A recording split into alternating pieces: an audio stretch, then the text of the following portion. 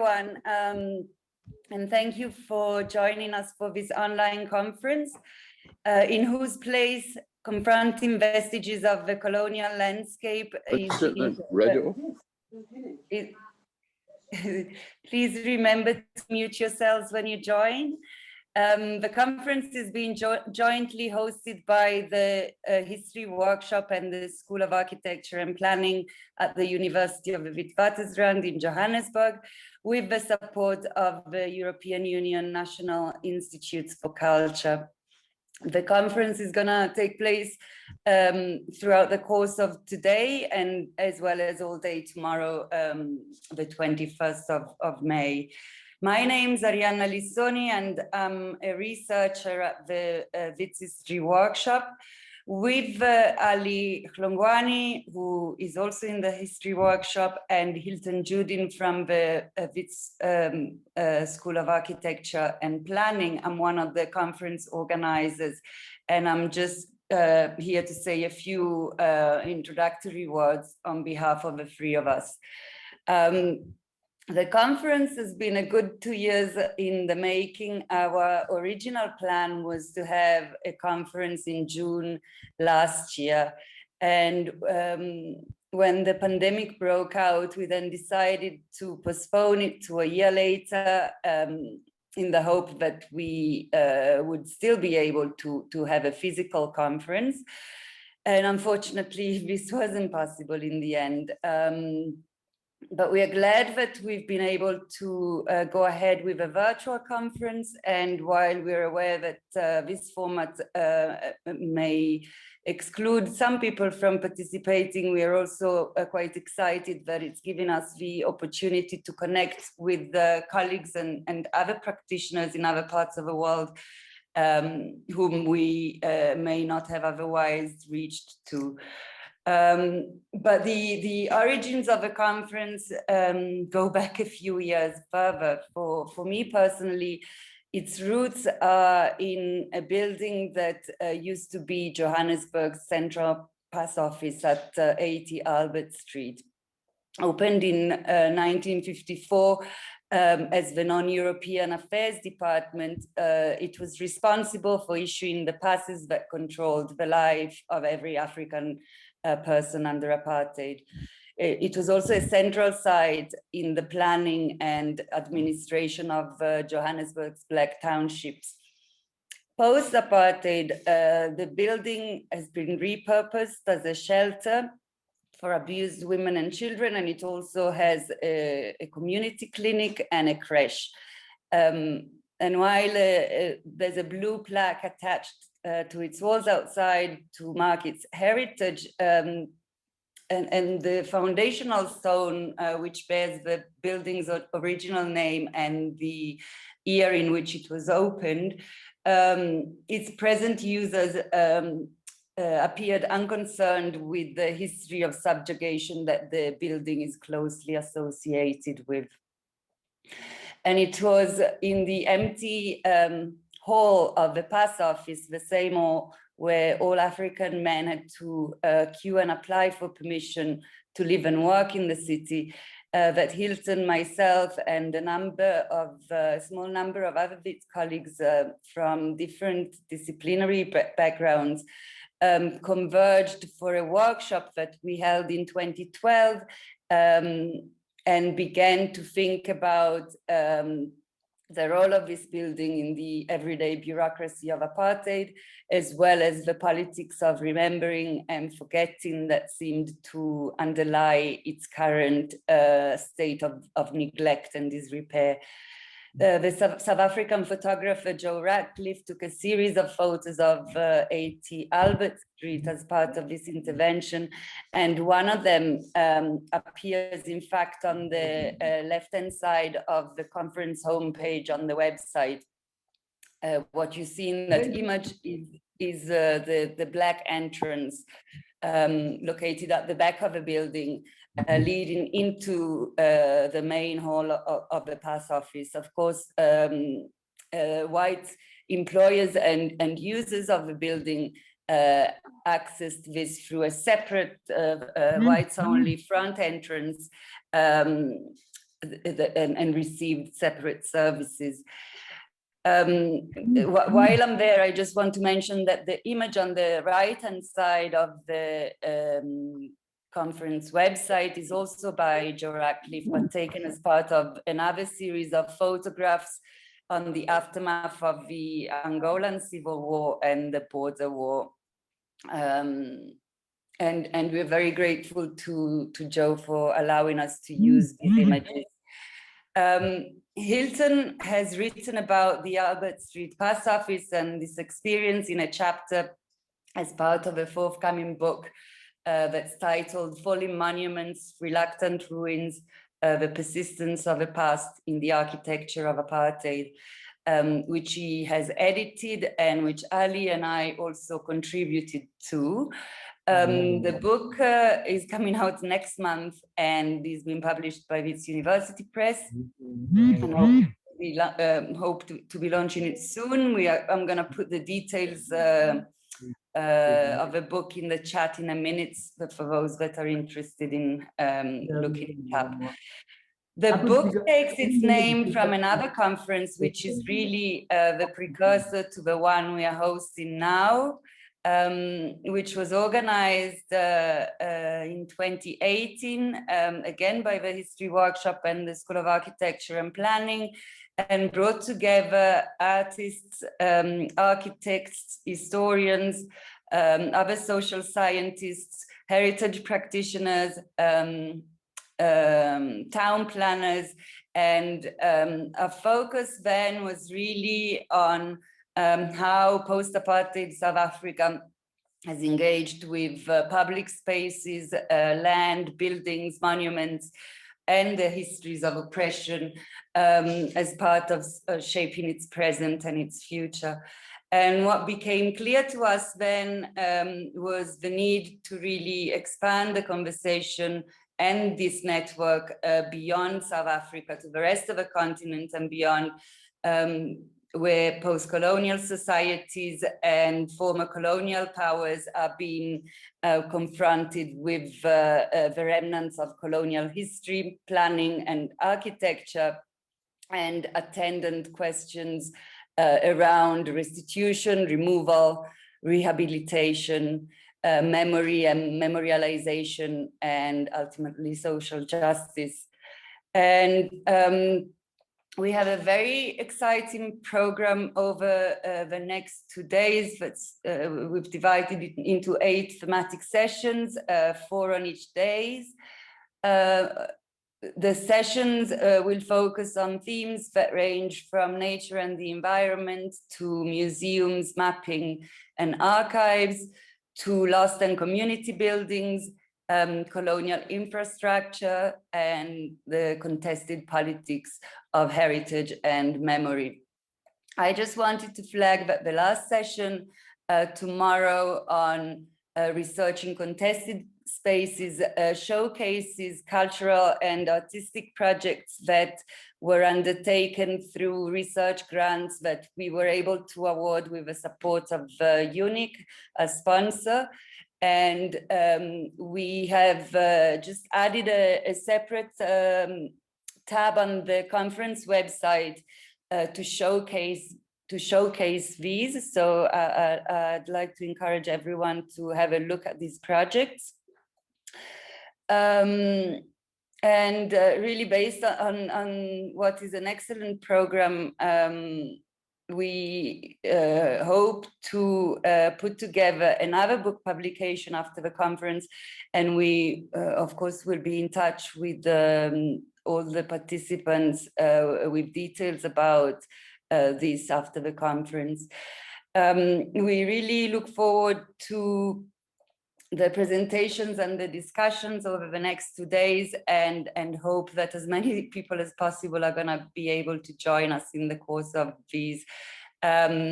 Before I close, there's a number of people and institutions that I need to thank. Firstly, thanks to Hilton and Ali for being really wonderful colleagues to work with, and for their determination and support in making this conference happen.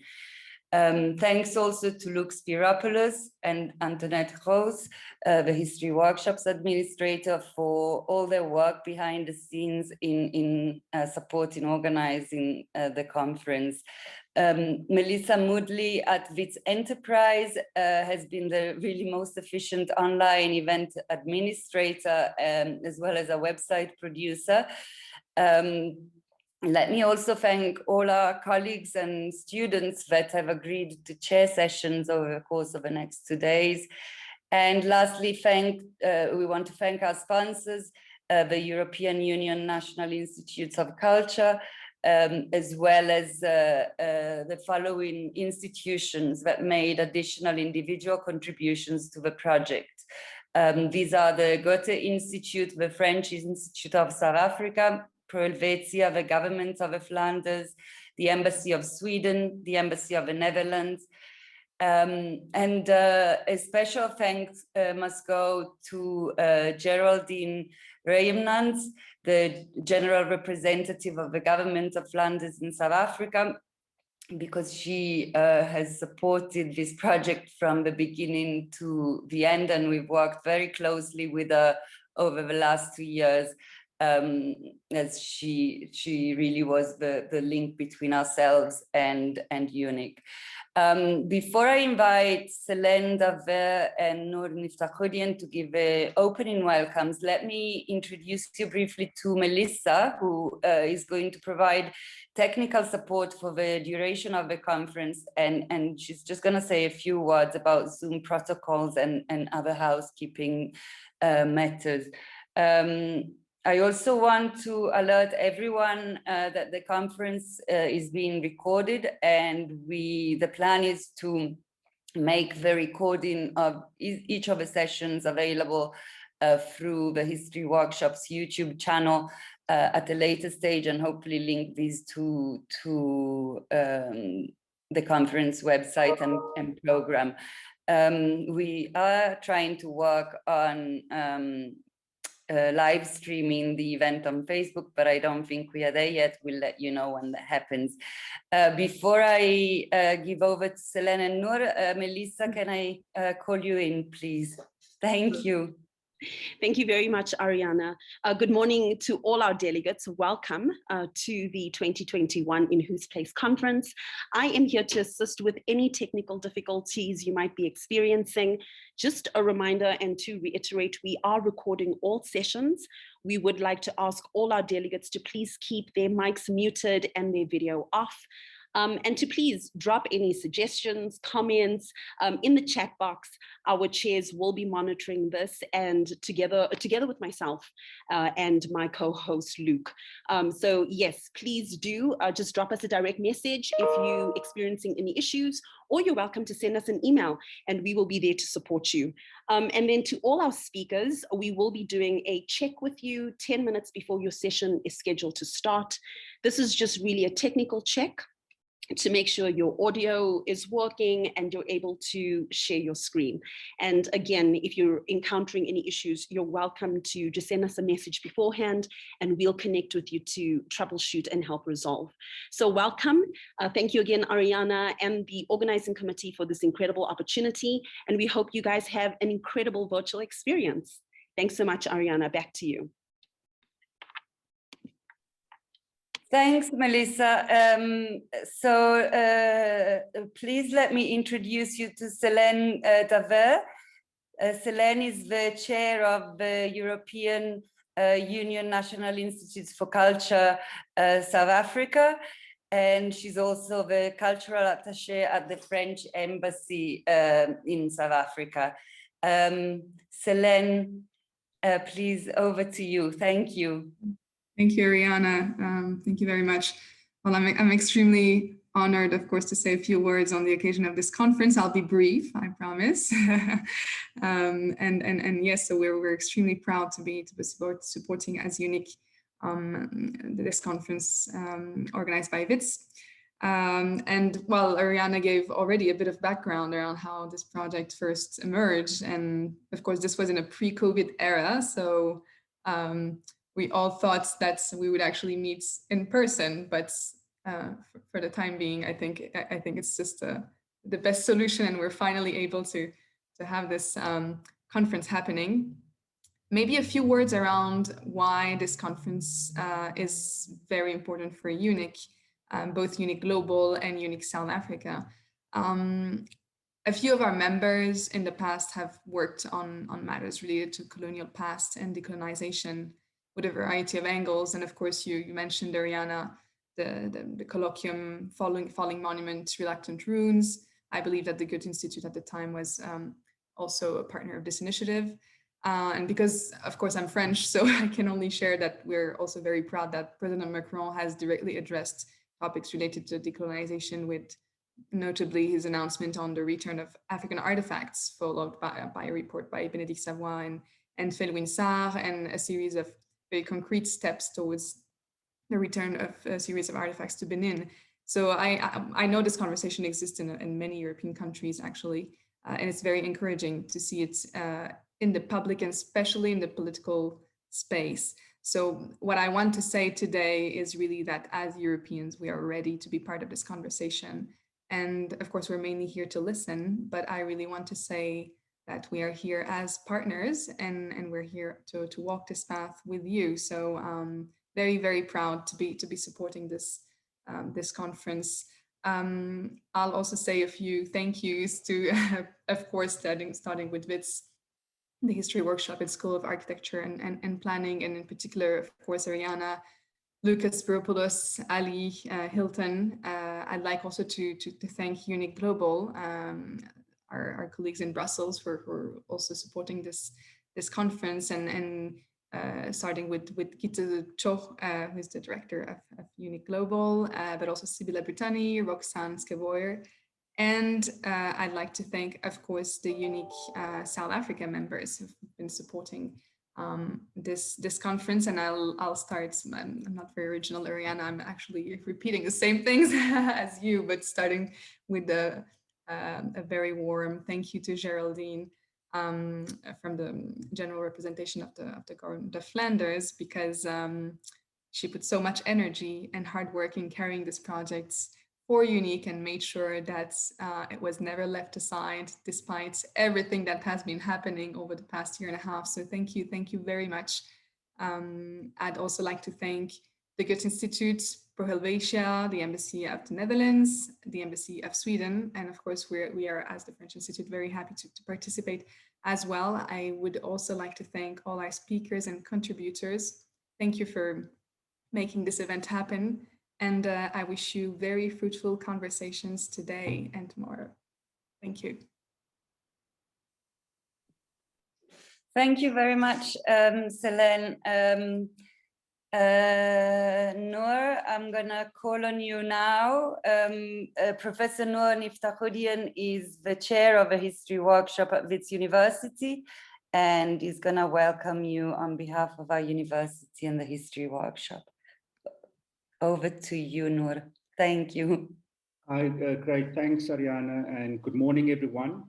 I wasn't sure that I'm supposed to welcome you on behalf of the university, but today I would assume the role of the leadership of the university, even if it's only for 2 minutes. So welcome, everyone.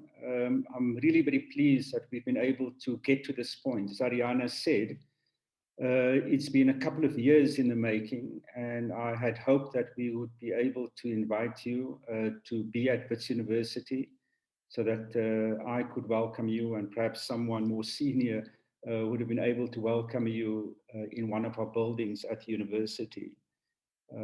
I want to just say 2 or 3 things. First of all, to reiterate the point that Ariana and Selene have made. This has been a long journey, as Ariana spelled out, going back nearly a decade. But really the key moment, I would say, at least from the point of view of the history workshop in this process, was the discussion that took place prior to the conference in 2018. And many of you will remember that the politics around that moment was really around the campaign by students in South Africa and elsewhere in the world around the statues that continue to dominate the landscape, and in particular the Rhodes statue. And there was animated debate, discussions, protests about what should happen to these monuments, these monumental statues. And as you will know, in South Africa and elsewhere, there was a very strong, powerful, and persuasive argument made that statues such as those of Cecil John Rhodes should be removed from our landscape. More recently, a movement in the UK echoed those ideas and politics. We thought that it was important for us as historians, architects, planners, to get involved in that debate. Many of us were actively involved in those protests because it seemed that the demand to get rid of those statues was really very important and made a powerful statement about the politics, about the present, about how we need to confront the past, how we need to confront the colonial past and the remnants. But it's about coloniality and the politics of decoloniality.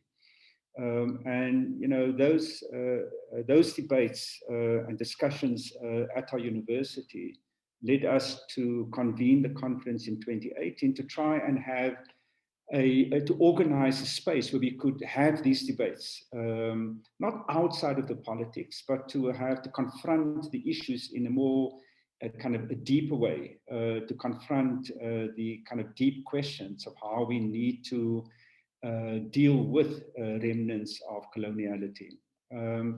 That discussion was really critically important. A lot of it focused on South Africa. And as Ariana said, it became very clear to us that it was important, in part to confront the South African exceptionalism, to expand the discussion, the networks, the conversations, the debates, in the first instance, the rest of our continent, and secondly, to involve colleagues, like-minded people from different disciplines to participate in the kind of conversations that we think should be had. The second point I want to make, which is related, is one of the key things that the History Workshop has been trying to do over many, many years, in fact, since its inception in 1977, but particularly more recently, is to try and focus the attention of our students and our scholars towards the sort of everyday experiences of oppressions, of exploitations, but also the everyday experiences of the production of emancipatory politics. And so the kind of ideas that animate this particular conference, which is to focus on aspects of the everyday, to look beyond the monumental, without looking away from the monumental, but to focus on the kind of quotidian experiences of colonialism, the everyday experiences of oppression, and importantly, the production of emancipatory politics, are really the kinds of things that I'm hoping will also animate the conversations here. So I'm looking forward, to the debates and discussions here. The program looks fantastic. I want to echo finally the thanks, especially to Ariana, Hilton, and Ali. And it's really been a fantastic process of collaboration between the History Workshop, which is located in the School of Social Science, and the School of Architecture and Planning. This collaboration, of course, goes back many, many years. We have people here like Alan Maven and others who have been important in keeping these different disciplines that often operate separately, to keep them together in conversations. And it's been fantastic that Hilton, Ariane, and Ali have built on that in order that we can bring together not only scholars from across the globe, but also scholars from different disciplines in order to have a very productive conversation. So thank you, everyone. I'm looking forward to the conversation. I should just say that I have various administrative responsibilities, so we'll only be able to pop into the conference occasionally, but I will certainly tomorrow be able to spend more time. So I wish you well. Thanks. Thanks so much, Noor. And thank you, Selene, for being with us this morning. I think we're going to end here and get everyone ready for the first session to start at 9 o'clock sharp. Welcome again, and really looking forward to the next 2 days. Thank you.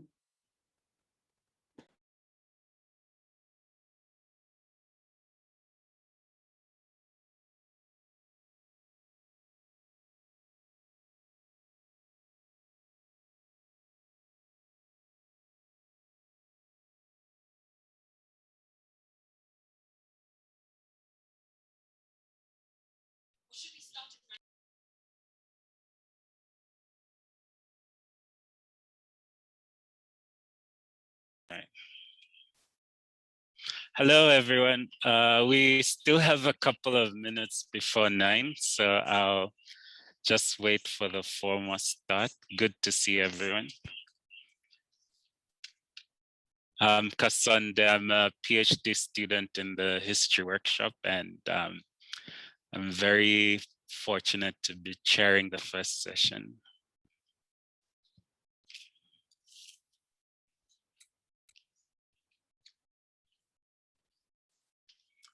I think I see Ruth. Do I see Ruth here? Dr. Sachs, just checking to see if our speaker, yes, I see Dr. Sachs. Hello, good morning. Tara, good morning. Dale Shand and Dr. Rui Aristides. Morning, everybody.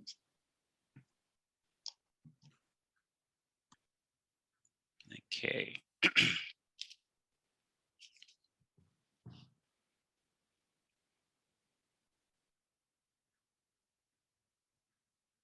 Still have about a minute, just in case people are planning to join us right on time. We don't want them to miss anything.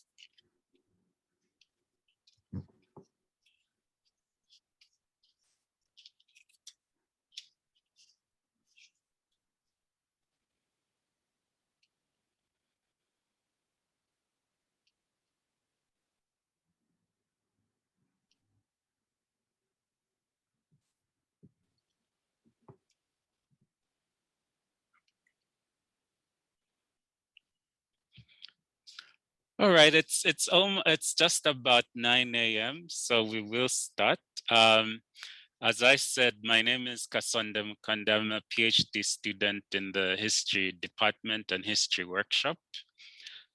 Today, the first session of this conference is called Unnatural Gardens. We have a very exciting lineup of 4 speakers from around South Africa and actually around the world.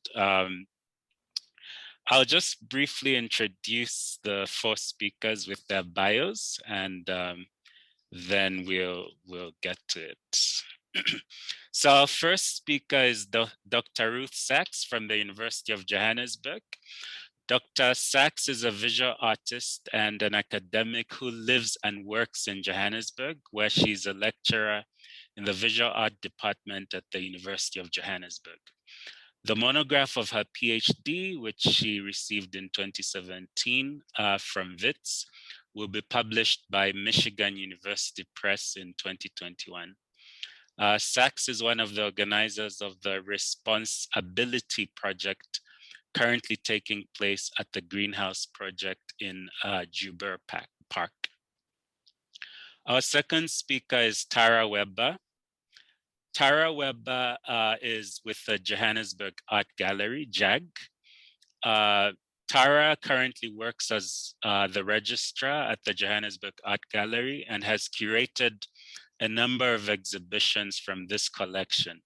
She completed the BA at the University of Cape Town with majors in art history and English literature in 2012, and completed her honors at the Center for Curating the Archive, also at UCT, in 2013.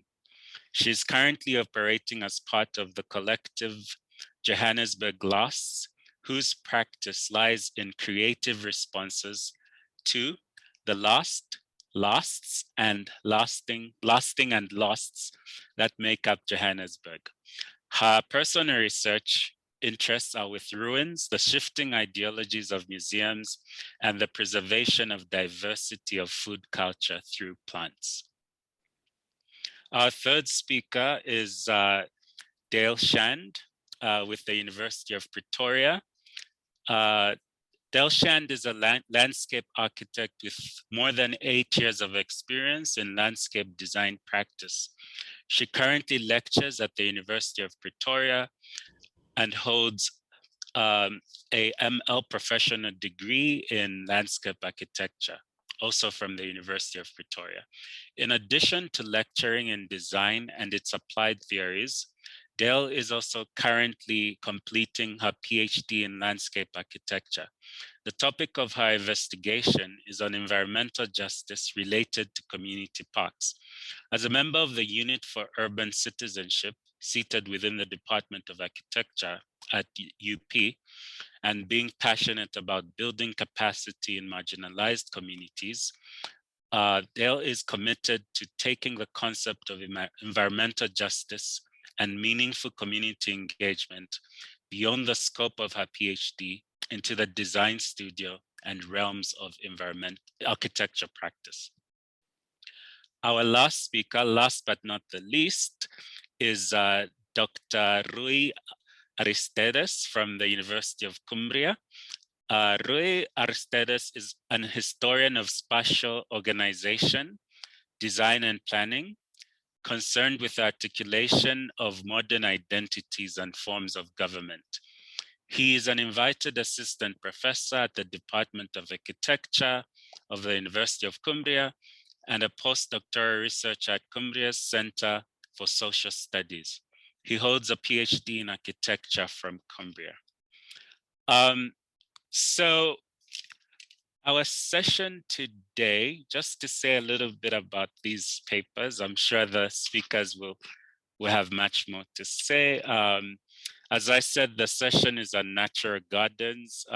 We have Ruth discussing issues of colonial naming and power around Joubert Park Greenhouse with a case study. We're very excited to hear that. And Tara with 2 case studies of the same greenhouse, but also drill hole as hidden sites of contestation of colonial power.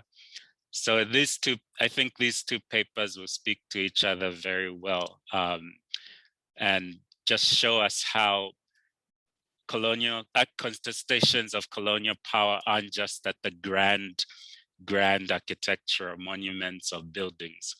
Dale, as I mentioned, is an architect interested in the interaction of environmentalism versus environmental justice, and how she is trying to reimagine how communities that are marginalized access city parks. And last but not the least, Dr. Aristides is looking at urban production in Bissau, not as a sign of arrested development in urban Africa, but as sort of the part of the logic of Portuguese colonial domination. Just briefly, we'll have 20 minutes for each speaker, and we'll go in the order that the speakers are listed in the conference booklet. And after those 20 minutes, the next speaker will speak without a break, and then we'll have questions at the end. We have sufficient time for questions. And while the speakers are speaking, feel free to put questions or comments in the chat box. We'll monitor that at the end. And also just to reiterate what Melissa said, if you're not a speaker in this session, please mute your microphone and turn off your video. Thank you. So we'll start with Dr. Sachs. I'll just share my screen. Thank you.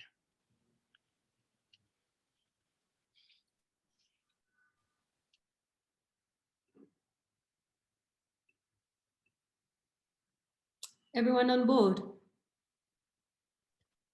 Yes, we can see. Thanks. Okay, great. So this paper broaches the residue of colonial capitalist structures in the city of Johannesburg by way of its plants. Specifically, I'll refer to larger socio-environmental issues raised by a communal vegetable garden in the Johannesburg CBD, which has already kindly been brought up.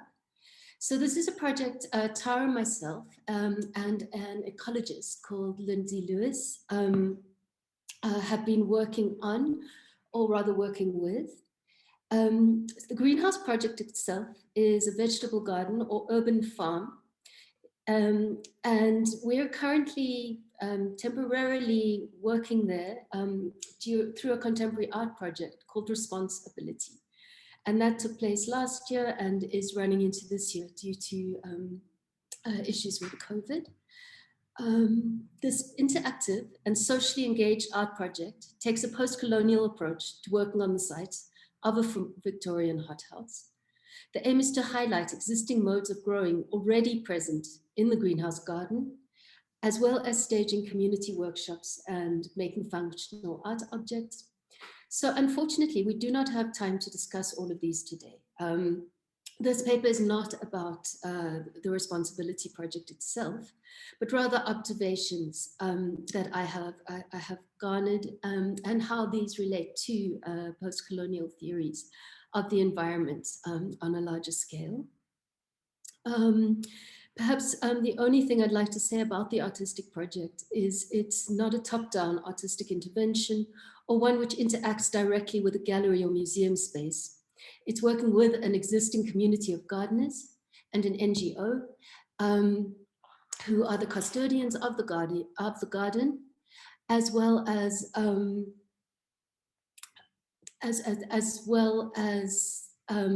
really working with the soil itself and planting, making subtle changes to environmental factors across the whole garden.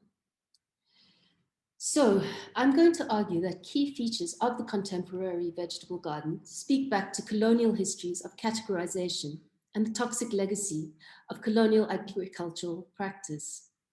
The topics I'm going to broach are value systems ascribed to some plants over others, the presumed binaries of rural versus urban, colonial agri-industrial farming practices. So a broad scope, but my focus is on temporary activities, growth and planting in the fragile community of the greenhouse garden. I set them up to complicate and in a small way, challenge the colonial use of nature as a form of cultural dominance. Many of these are still in place today. Okay. And my paper is partly a response to Jamaica Kincaid's book, My Garden, from 1999. Here, plants and everyday actions around them lead to penetrating personal reflections on colonial histories and notions of embeddedness. So what's natural and what's unnatural in a garden with multiple histories. Whereas the Antiguan-born Kincaid narrates intimate, plant-related narratives driven by her private garden in the USA, the garden I speak of occupies an in-between space. The land which the Greenhouse Project garden occupies belongs to the municipality. They have appointed the aforementioned NGO called the Greenhouse Project to be custodians of the site. While this is a community garden, all the growers do not work together towards the same planting projects. Members of the community are allowed to come in and plant on a patch of land if it is not being used. Individual growers then tend to their own beds for piecemeal farming for their micro communities and or ad hoc informal sales. The vegetable garden is therefore a site where resources are shared, but issues of ownership and boundaries are contested across a small area. To accentuate these tensions, some growers are middle-class entrepreneurs, while others need to work in the garden for subsistence. The latter are directly tied to a longer colonial and apartheid history of inner city poor having to improvise as a means of survival. And I use the word improvise from Abdulmalik Simone,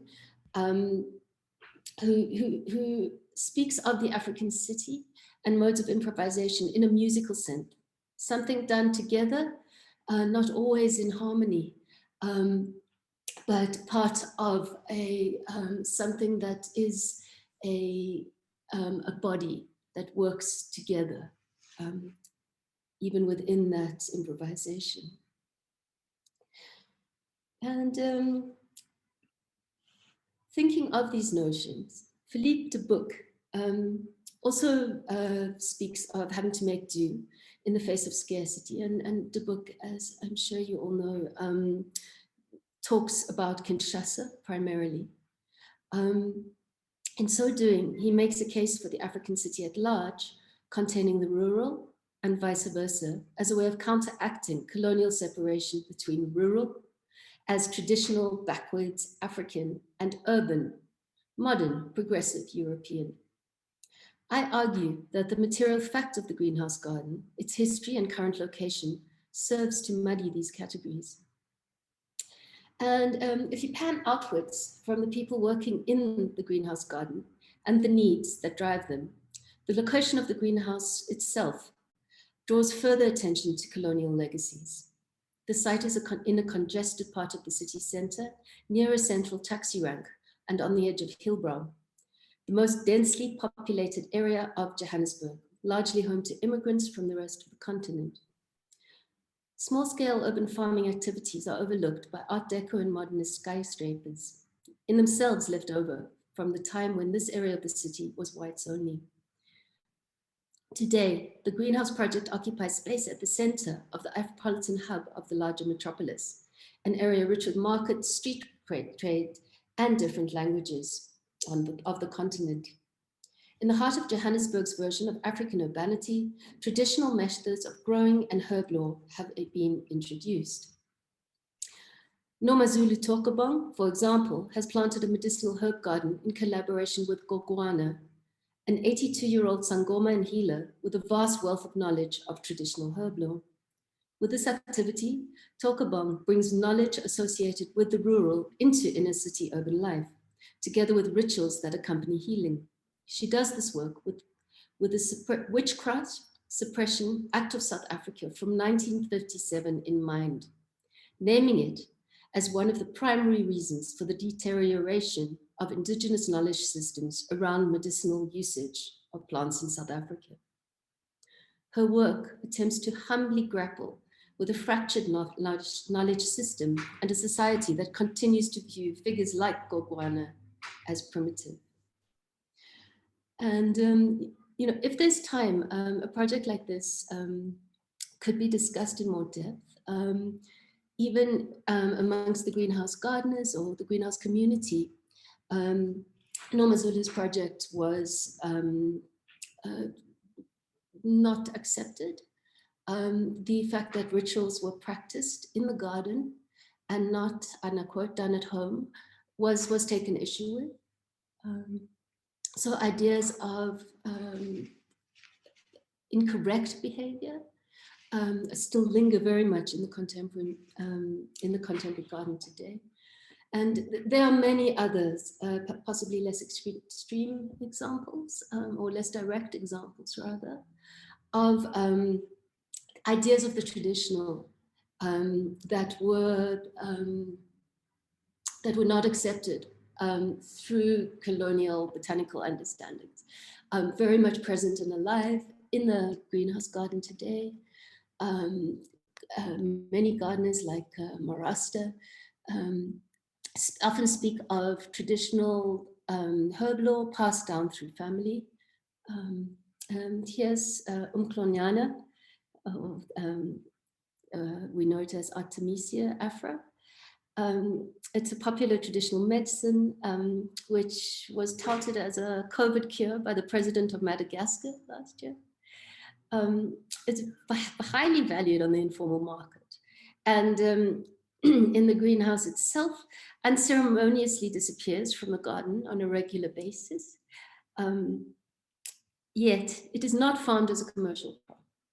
It's something that's not considered to be worthy of concentration and attention.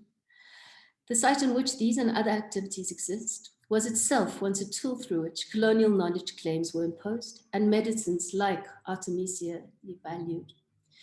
And I'm going to speak a bit to the history of the hothouse in Joubert Park, but I'm concentrating primarily on systems of value that a space like this represents. Tara is going to speak in more depth regarding deep histories of the site from the archival research that she's been doing.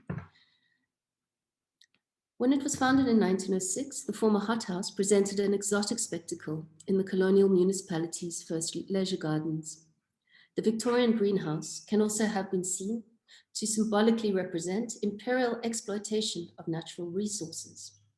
The tropical plants, who were the original inhabitants of the iron and glass structure, were representatives of jungles in which increasing inroads were being made.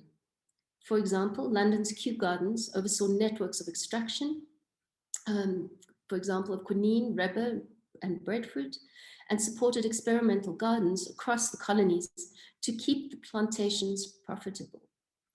Based on similar principles to Kew Gardens in the UK, hothouses such as the one in Joubert Park represented an array of the possibilities of the natural resources of conquered lands. The neat labels accompanying each plant specimen brought with them a system of classification that imposed Eurocentric systems of organization on the urban environment. Linnaean classifications do not only organize plants according to Euro-American hierarchies and ignoring local law and knowledge, they are also closely related to conquest, forced labor, and oppressive control. As Ross Gray and Sheila Sheikh put it, in terms of its etymology and legal structures, colonialism, from the Roman Empire onwards, has been inextricably bound with practices of cultivation, both culturally and agriculturally. Northern epistemological claims of knowledge over the natural world over the 18th and 19th centuries had helped to shape a greater colonial science of racial hierarchies which privileged the European. If the work of early botanists was that of imperial agents, as Schiebinger calls them, then the array of plants laid out in the original hothouse delivered the natural resources of the colonies as a discrete package or product for consumption. At the same time of establishment of the original greenhouse, a new order was being put in place. Gardens for settler colonists were established, and these followed late 19th century British adherence to the healthy benefits of the garden city, which had been implemented in the UK. In this process, many indigenous plants cultivated and harvested by locals for their medicinal or nourishing qualities were banished as weeds, as we saw in the example of the Umklonyana. Moreover, the establishment of imperial meaning-making that came with the ordered nature of greenhouses signaled seismic changes outside of the city through the industrialization of agriculture. On the wider topic of colonial agriculture, and particularly the soil, Frans Fanon is an apt source. In The Wretched of the Earth, he states that European opulence has been nourished with the blood of slaves, and it comes directly from the soil and from the subsoil of that underdeveloped world. Fanon describes how the theft of the colony's natural resources for capitalist colonial industry and the dispossession of land also brought the dehumanization of the colonized subject. At the same time, as Fanon points out, it robbed the soil of its nutrients and diversity. Extractivist mode of farming, such as cash crops, monocropping, and toxic pesticides have devastated our soils in most of the areas where agricultural policies have been followed. So I pointed out colonial agricultural systems that came with colonization, as they feed directly into both the inconsistencies and small gestures of agency that occur in the greenhouse vegetable garden. Under the apartheid system in 20th century South Africa, white-owned, highly mechanized farming took over. By the mid-1980s, 6% of farms produced 40% of agricultural output, with government controlling the prices to protect farmers. In strong contrast, the pseudo-national homelands designed by apartheid in order to accommodate different ethnic groupings, supposedly, were rife with malnutrition and hunger. This was blamed on so-called backward traditional farming methods, rather than large numbers of people being forced into small areas with poor quality agricultural land. Small-scale farming that fed those in its immediate surrounds was considered less productive. As the democratically elected government has struggled with complex issues of equity and restitution, which is not a situation, which is not something that I'm able to go into any detail at the moment. But essentially, commercial farming practices continue to be subsidized at great cost to the conditions of laborers. Highly toxic farming methods continue to be the dominant mode of practice. This has led to laws such as the corporate seed bills of 2018. These render traditional practices of recycling, exchanging, and selling saved seeds illegal. Only approved seed as property of state-controlled corporations may be used. So what I understood to be kind of natural processes of propagation and human-plant relations have been severed through a process of lawmaking. So from the conditions that lead to our broken food system, how am I linking this to the small space of the greenhouse vegetable garden? And how does it connect to these larger spiraling systems of reverberations from initial colonial inroads? And I'd like to stress within that, I'm not stating that the ANC or government in the last 30 odd years has repeated colonial practices on a broad scale. There's a reason why certain reverberations of colonialism have become more permanent in law. But back to the greenhouse. The planting that has been done at the greenhouse over the year as one of the small gestures of the Responsibility Project was the Living Library. And this was planted as a small gesture or case study. Indigenous plants with long histories of shifting relationships with humans before and after industrialization were planted. Intercropping techniques were employed, and overall, the exercise was aimed at encouraging diversity. Seed from personal seed banks were brought in. The garden itself serves as a seed bank whose produce will be harvested and stored. If it looks overgrown and messy, this is because plants have been allowed to go to seed. So mature and wither in order to procreate. Beneath them, soil quality will be improved in these beds, and the next crop after this one should flourish. So very small gestures. You can see in this image on the left, one of the sole remaining plants from that original hothouse. It's a wild fig tree. It's quite sort of voracious in its growing. And the pile of greenery you see is actually quite a carefully planted bed with examples of intercropping, with quite ancient corn seeds were planted there. You can see in perhaps a closer image, you can see pumpkins interspersed with wild garlic and tobacco plants, various other plants. There's at least 15 in there that I could be naming. Just to give you a sense of the kind of plants that on an incredibly small scale are presented here. You can see the other colors that millies come in, or corn, for those who are joining us from other countries.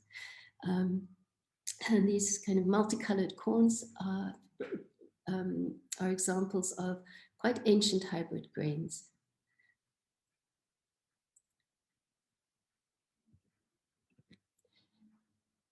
And here we can see that same small patch, which we call the living library. Oh, it's a small section of the living library, essentially going to seed in its autumnal state, things being allowed to grow.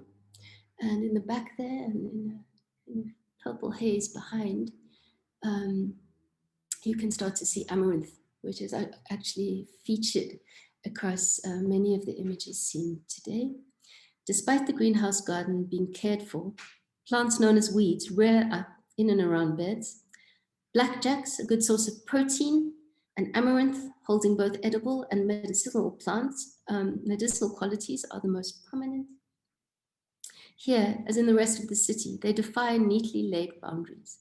And it's not unusual to just be driving through the streets of Joburg or walking and seeing these weeds kind of exuberantly pop up and take over very well-tended beds.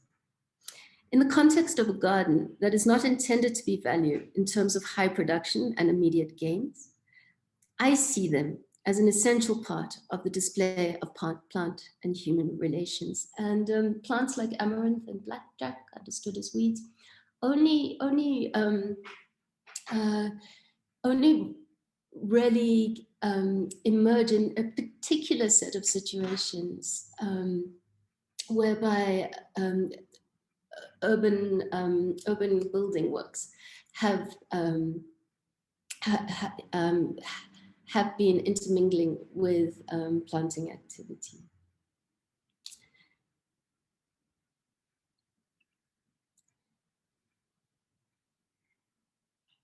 If we look at the greenhouse as a kind of parting shot, this vegetable garden as a fertile space in the ruins of a former Victorian hothouse. I do think of the words of Anne Stoler, who cautions of the danger of slipping into metaphor when considering colonial ruins, or colonial residue rather. I take her cue not to romanticize the ruins of the former Victorian greenhouse, but treat them as a symptom and substance of history's destructive force, and take note of the traces of violence left in its wake. I do not present the skeleton of the former hothouse as a symbol for a colonial system that is past. I do not pose the new productive growth of the greenhouse garden as a symbol of living hope within a chaotic inner city. What I hope to draw out is the potential of the vegetable garden as a complex space that brings together deep, entangled histories, even a vegetal contact zone, to use Mary Louise Pratt's notion of a zone in which different cultural points of views and different narrations come into play. My interest here, and the reason I keep showing you pictures of plants that may not be immediately decipherable, is very much to let the plants tell their own stories. They each have specific histories and growing conditions.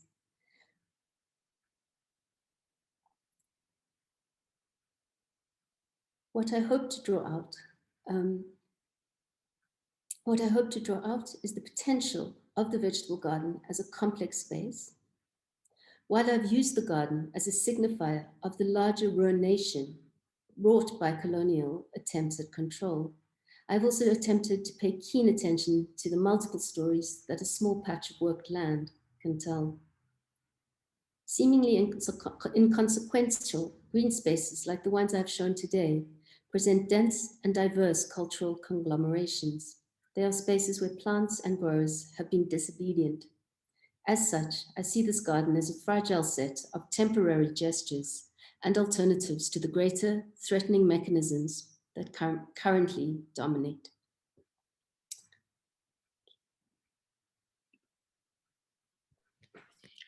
Thank you so much, Dr. Sachs. That was really fascinating. So Tara, are you ready?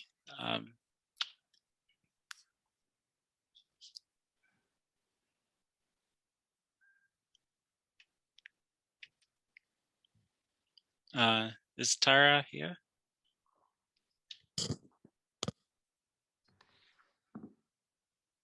Sorry, I'm just Oh, no problem. sharing my screen. Okay, all right.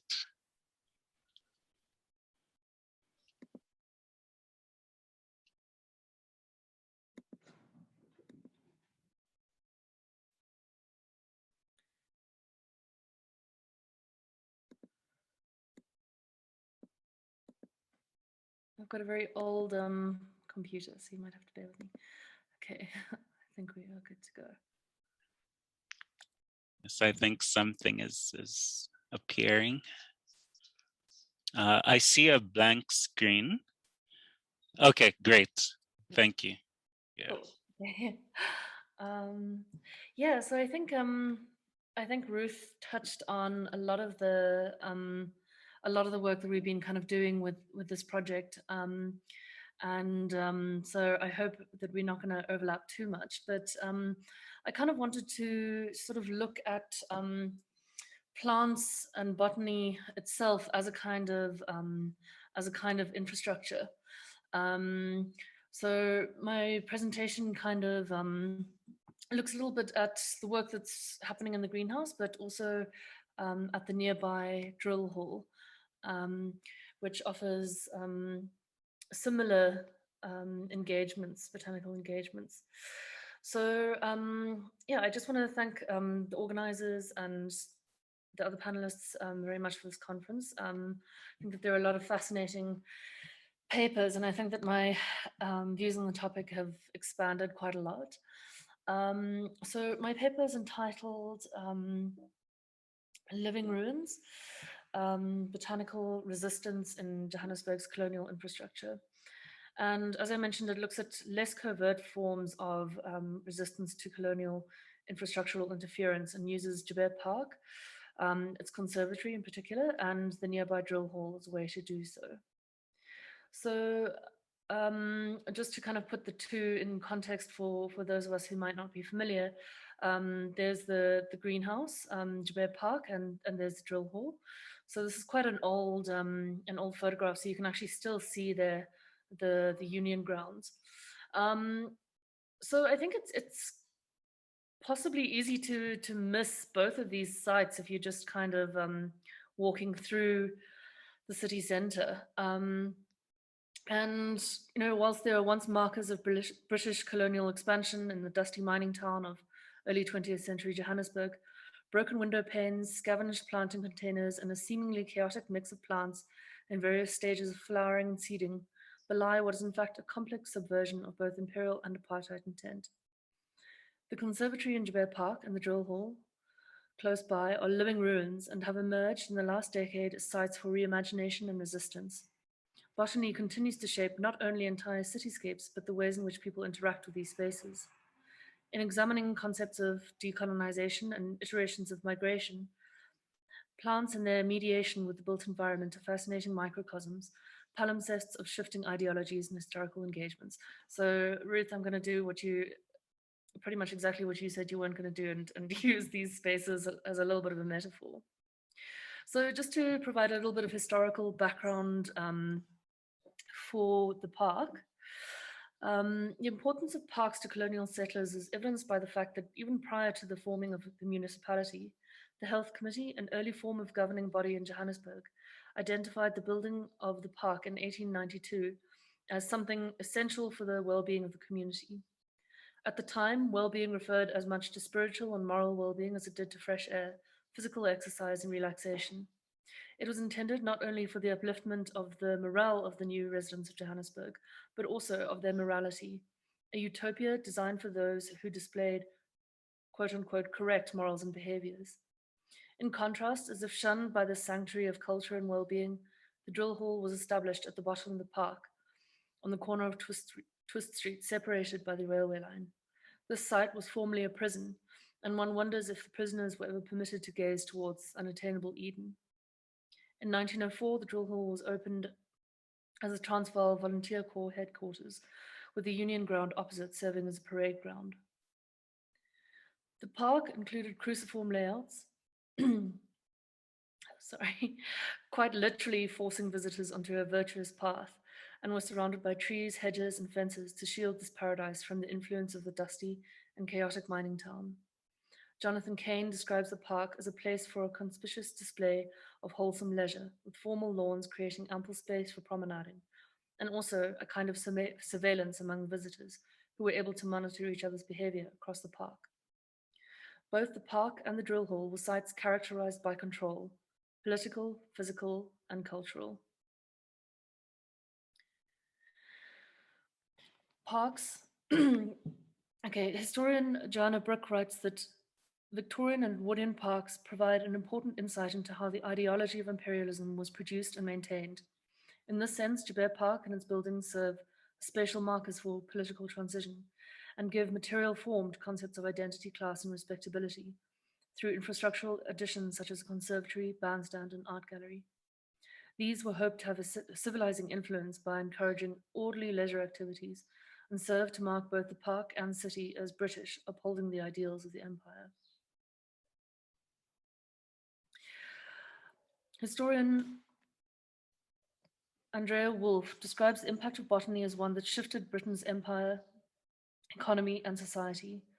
The structure of the conservatory in Joubert Park calls to mind the Crystal Palace in London, which housed an array of imperial showcases in the early 20th century and was designed by a botanist, Joseph Paxton, who modeled the structure after one of his greenhouse designs. Victorian conservatories, too, were as much a display of imperial conquest as they were a display of the botanical kingdom. In the colonies, it was particularly important to maintain a sense of British patriotism to ensure loyalty to the empire. Whilst the park and the greenhouse reflected social and cultural controls, the drill hall was a site of functional political control over Johannesburg's Black residents.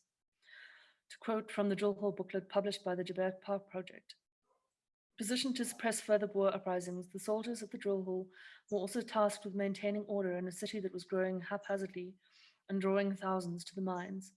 While the state and mining magnates relied on cheap black labor to enable the flow of spectacular profits back to the British Empire, the city's wealthier white population was uneasy about the large number of Black people flocking to the city.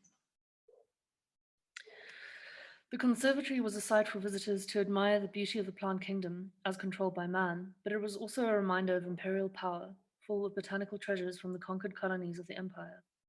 Colonial accounts of colonized countries frequently describe the landscapes, inhabitants, and plants as savage and unruly.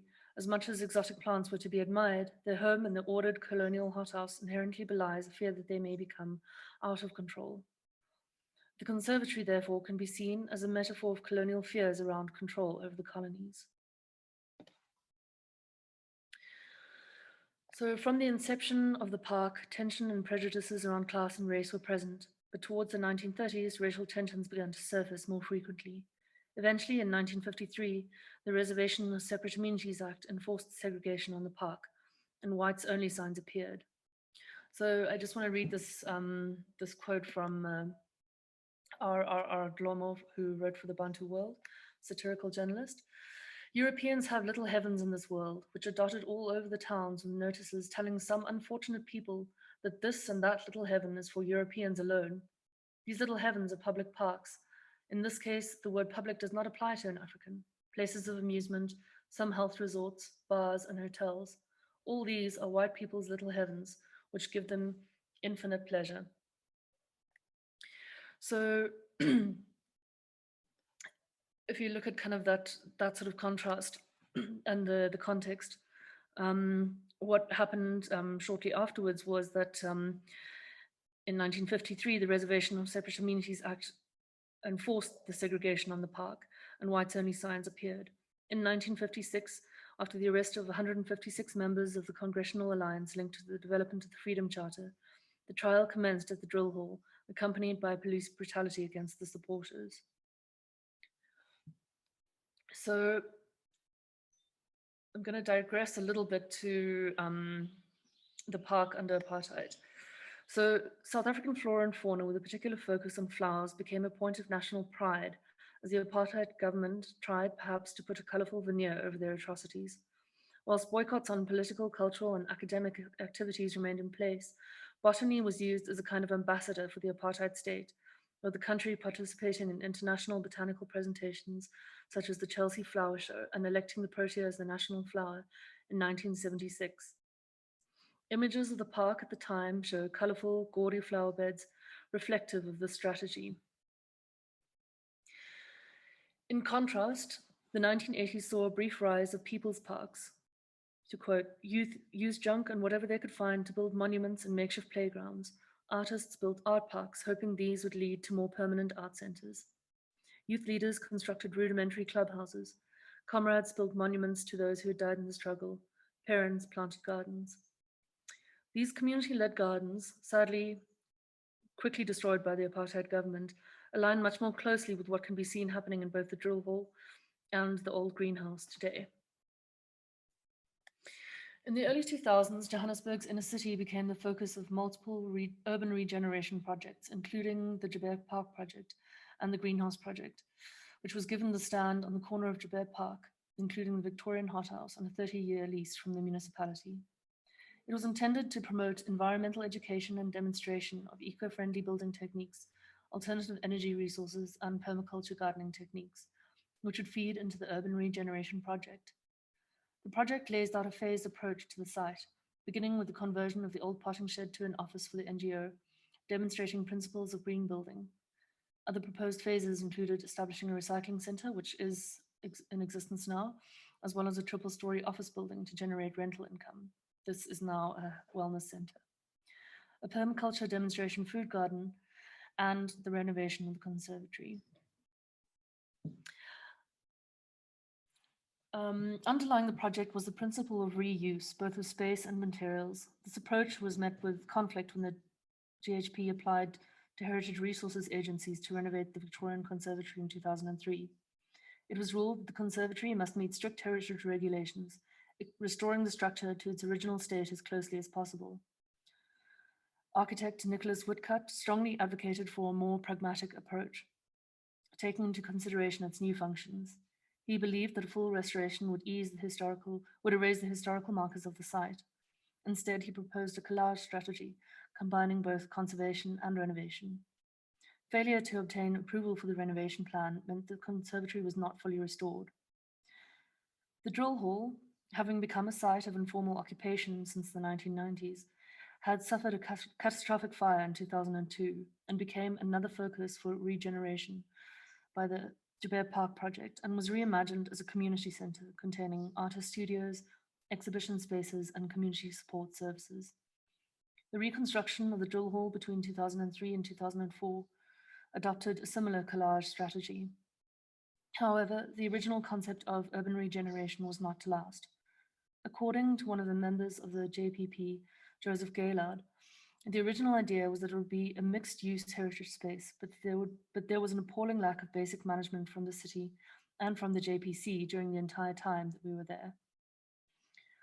So, as a result, many of the original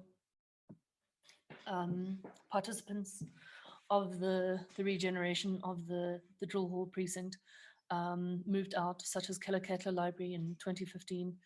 And the space has kind of steadily been reverting back to a hijacked building, which is subject to informal use.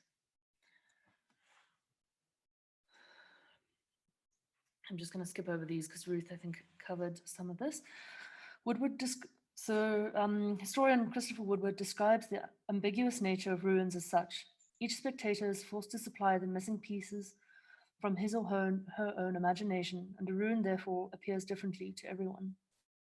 The two sites, as they stand now in relative botanical chaos and infrastructural disarray, exemplify this notion. To all the visitors who may project onto the conservatory their visions of the good old days, it invokes nostalgia and, as Jonathan Kane points out, is emblematic of a broader concern with a city in decay and the loss of a way of life. To plants, gardeners, and artists, it is a site of possibility and creativity. So, as you can see here, these are just two images from the drill hall that were taken at the beginning of this year. And both the drill hall and the greenhouse are very much alike in the sense that you can see in this photograph, there's kind of a real mix here of different kinds of plants. There's not sort of a privileging of one over the other necessarily. It's kind of allowing plants to grow together and seeing kind of whatever will survive. Here too, you can see, banana plants, succulents, food plants, and many, many different kinds of repurposed containers. So I think that this kind of makes me think a little bit about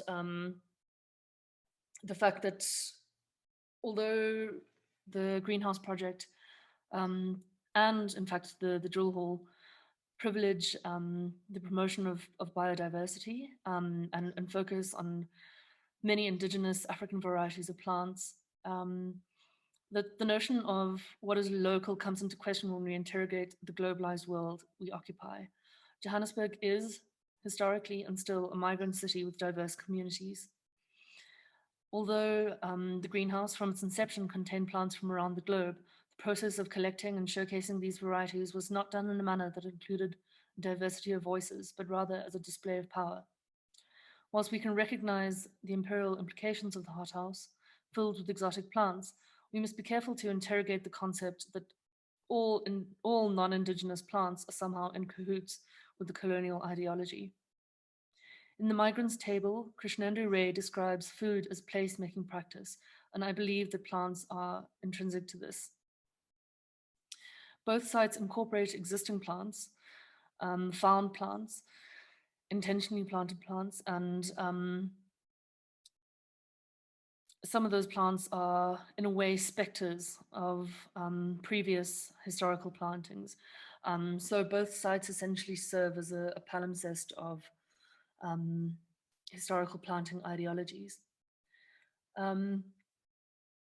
The other thing that I will say about the drill hall and the work that's happening there, you can see here Khanyape and Ayanda, who are two of the individuals who are part of a group that plant at the drill hall. There is very much a sense of reuse on the site. And in fact, a lot of the plants that you see here are plants that have been kind of rescued off street corners. The compost is generated largely from waste that is found from the vendors around the city center.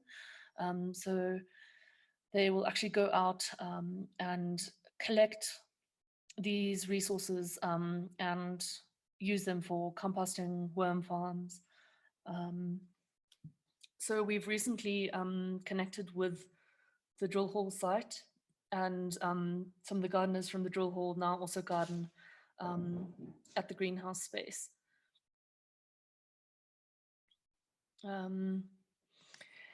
Yeah, I think that that sort of mostly wraps up what I want to say about the two sites. I think that the way in which plants and botany function in these sites, it is kind of very much a reclaiming of space. And I think that also the notion of sort of chaos, as it may appear to some people, is very much kind of an embracing of a holistic engagement with a space, allowing plants to be as they are, allowing things to go to seed, in line with permaculture principles.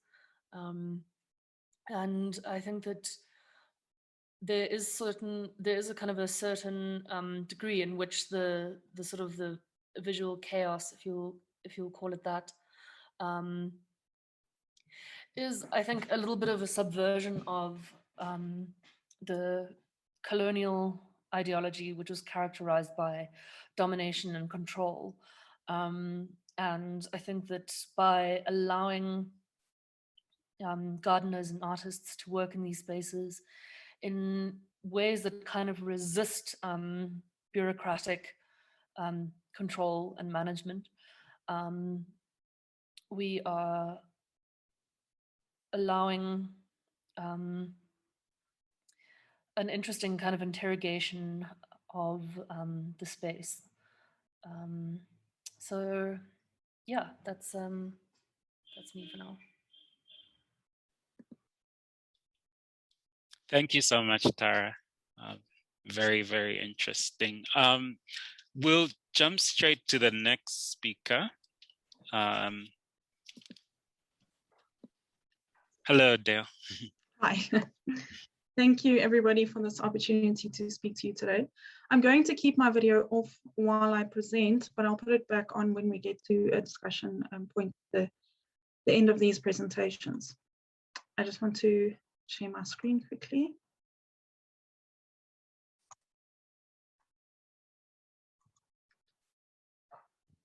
Let me know if you can't see or hear me, but otherwise I'll get straight into it. So as a landscape architect, I'm passionate about nearby nature in the form of local parks and the access thereof. I believe a shift from environmentalism to environmental justice is paramount in facilitating better and more just and representative access. I draw on the narratives of both landscape architects and those community members living adjacent to community parks in the west of Pretoria as a means to conceptualize environmental justice as it relates to nearby nature. And this is moving away from environmentalism towards environmental justice, which, as I've said, I think is paramount. Just to introduce you to this concept, I'm sure you are all aware of them, but just for the sake of those who might not be. Environmentalism champions the environment, which is a good thing, but it can also be exclusionary. And until fairly recently in South Africa, the dominant environmental ideology was characterized by a wildlife-centered preservationist approach, which appealed mainly to the affluent, educated, and largely white minority. Environmental justice, on the other hand, motivates against unbalanced distribution of environmental hazards and fights for equitable access to environmental goods. It is a human-centric approach to the environment. So caring for the environment is a good thing, right? But when you consider these exclusionary practices, they are within our everyday environments. This is at the Cape Town International Airport. It's a slideshow or screen that flashes these images about environment, about conservation, and the rhino has obviously become synonymous with conservation in South Africa. There is an argument that protecting nature is protecting ourselves, but at the same time, on the exact same screen, this is how nature, the image on the right-hand side, is advertised to the majority of South Africans as exclusive lodges and reserves. This is nature as luxury. And to many people, this is still how nature is managed within South Africa.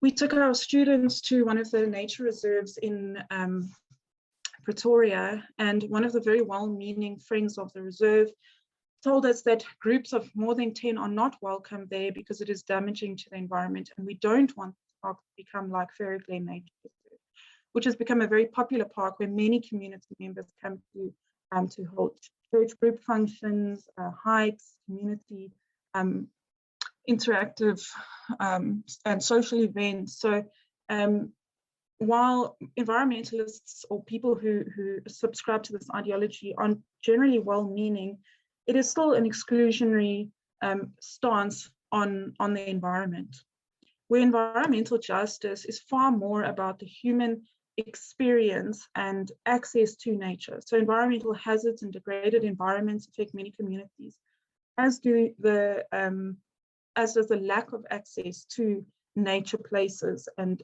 environmental resources.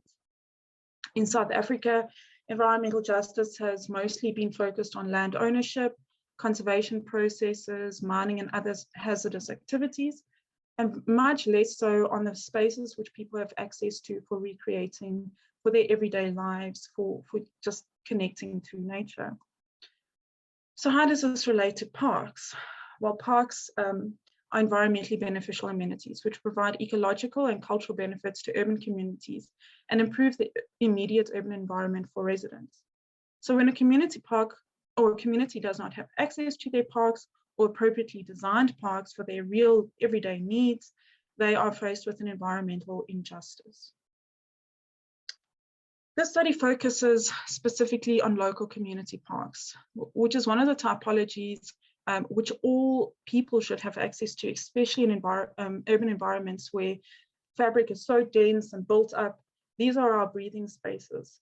These are 2 parks in Gauteng, and they might not be terribly exciting, but they are representative of nature. They are places where people can access, and these 2 particularly are well maintained, managed, and considered to be possibly healthy parks. But as we all know, and as Tara very kindly for me covered the issues with parks and how they were managed as differential spaces. Communities were not allowed access to the parks, and the oppressed Black community of South Africa was also historically prevented from participating in decision-making processes related to their environment and their own living spaces. This is a mechanism that perpetuates current social and environmental injustices. And they also influence how communities still use or don't use their public parks. The reality is also that on the west of Pretoria and in many other parts of South Africa, this is what parks actually look like. They are degraded, uncared for environments that do not meet the needs of communities living around them. For me, this is a design issue as much as it is a political and social issue. Thus, landscape architects and other spatial designers have to become part of the solution, where previously we were part of the technocratic and oppressive practices that ring-fence nature and isolated nature for the affluent and privileged. Now we need to adjust how we practice landscape architecture and other design professions to address these issues. I selected 3 parks, or actually a number of parks in the west of Pretoria, to start to engage with people using parks and communities living around parks. I selected parks that were particularly in areas with high population density, a lot of informality, and very low income profiles, as well as different racial or ethnic communities. So I tried to select a representative sample from both the practice of landscape architecture as well as community members using parks, so as to make sure that I really engaged with a broad spectrum of South Africans and collected narrative from a broad spectrum.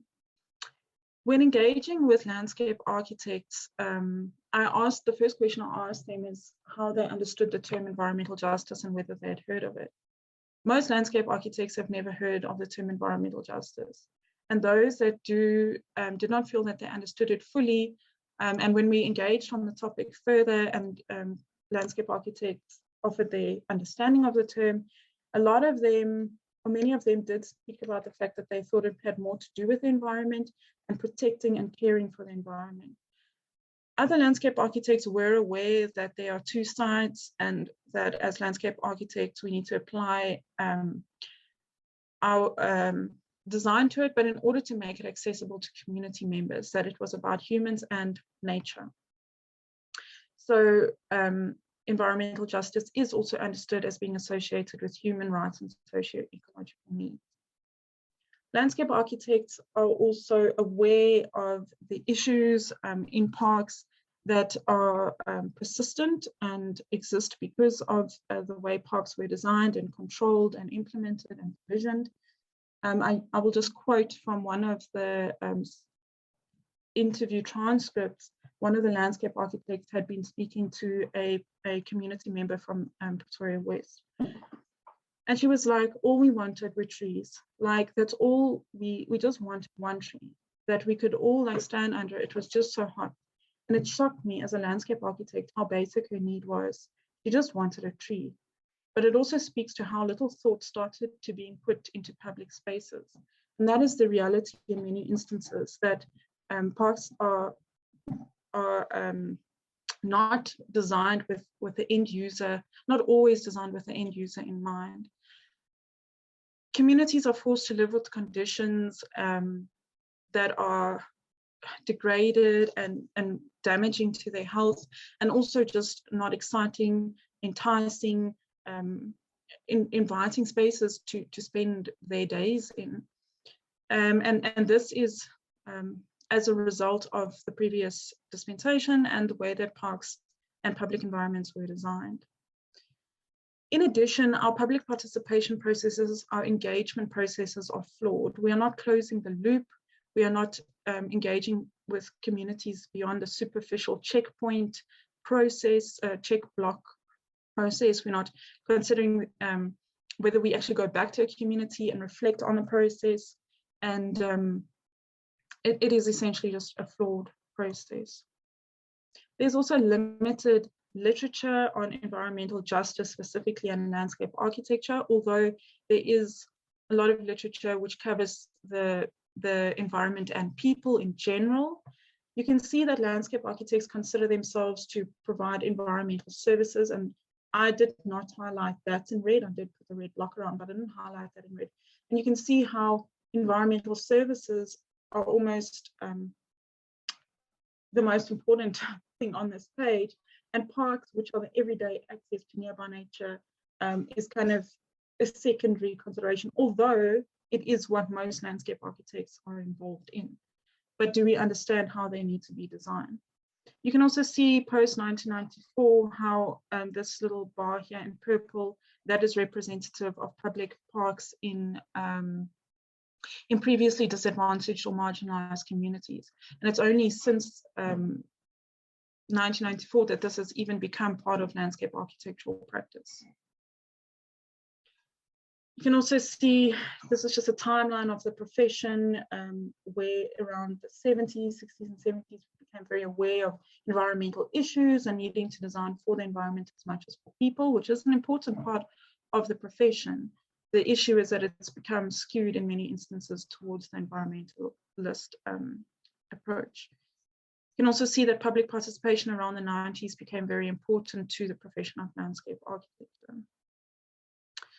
So let me change gears a little bit and go switch to Lahabe Park, which is in Unnatural in the west of Pretoria. It's on the urban periphery, and it is considered to be a Black township.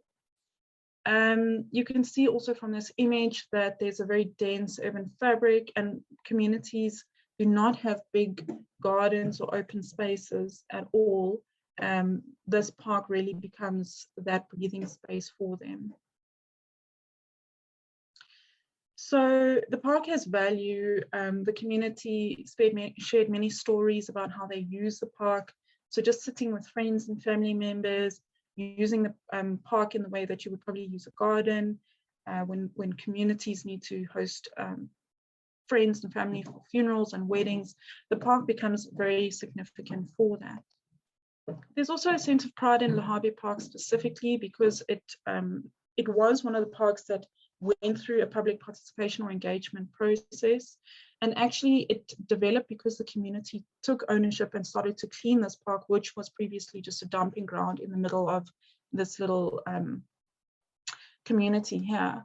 And the councillors saw what had happened and got the municipality on board, and they were able to develop this park. So there is a sense of pride in Lahabe Park. And the community was also involved in installing the park, and you can see that it does meet some of the needs of the community.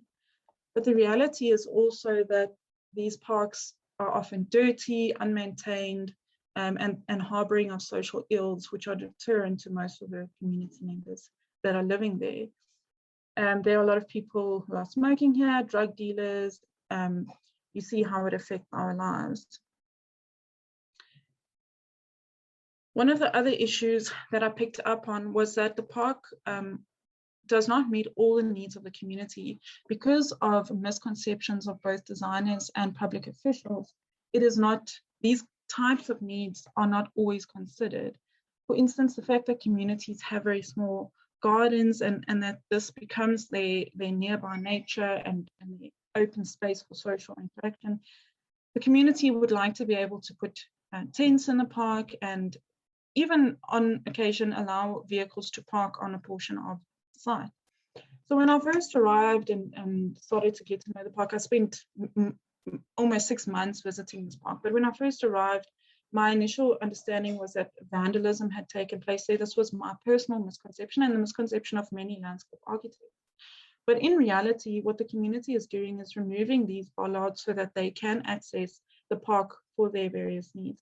What is also interesting and really important is that they put that column or bollard back because they manage this open space. It is valuable to them as an open space. They do not want it to just become a parking space, but they do manage it as needs be.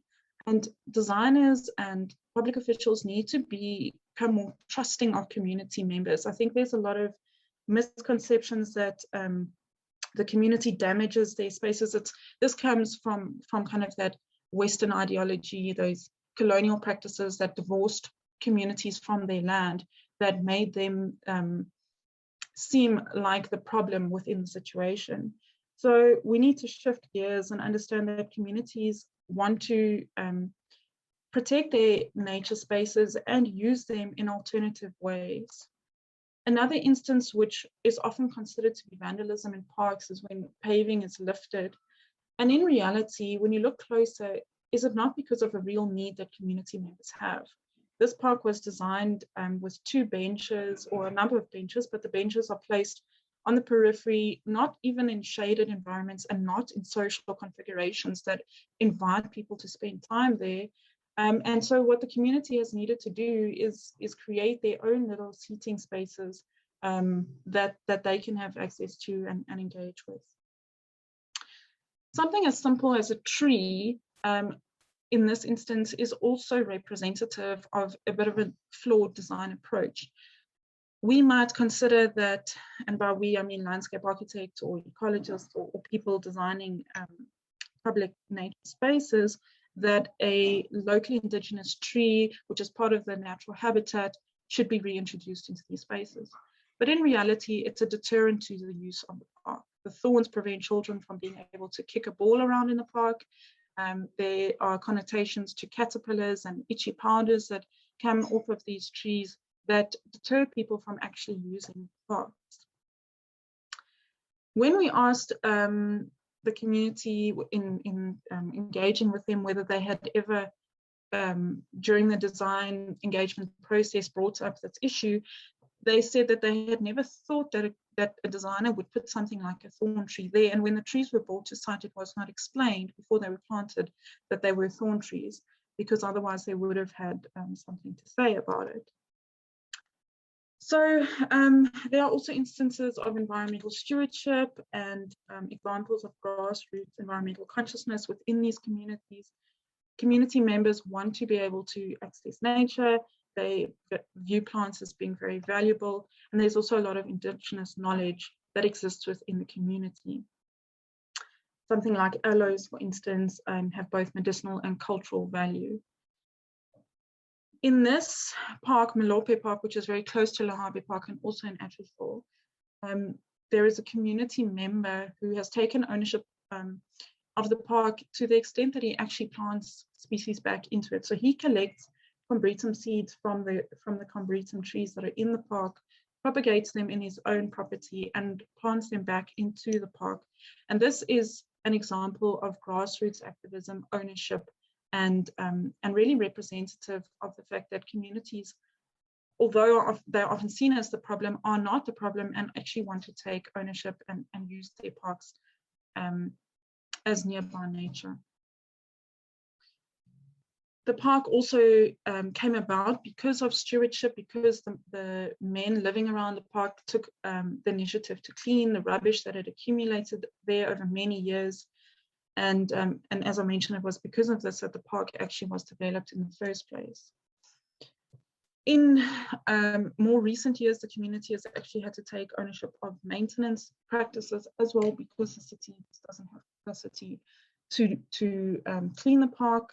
And so there's an ongoing relationship to this park and ownership of the park. And these are all really important informants for how the park provisioning process needs to start to become adapted, because very much in the past, parks are provided to communities. We come and we give you nature, we give you parks. But the reality is that community has opinions and needs and experiences that need to actually inform the process, and it needs to be driven from the community and not from the designer's ideals. So in conclusion, despite landscape architects not having heard of the term environmental justice, some do indicate a sensitivity to social justice issues. Landscape architects are potentially valuable practitioners in redressing and redesigning public urban environments for access to nature.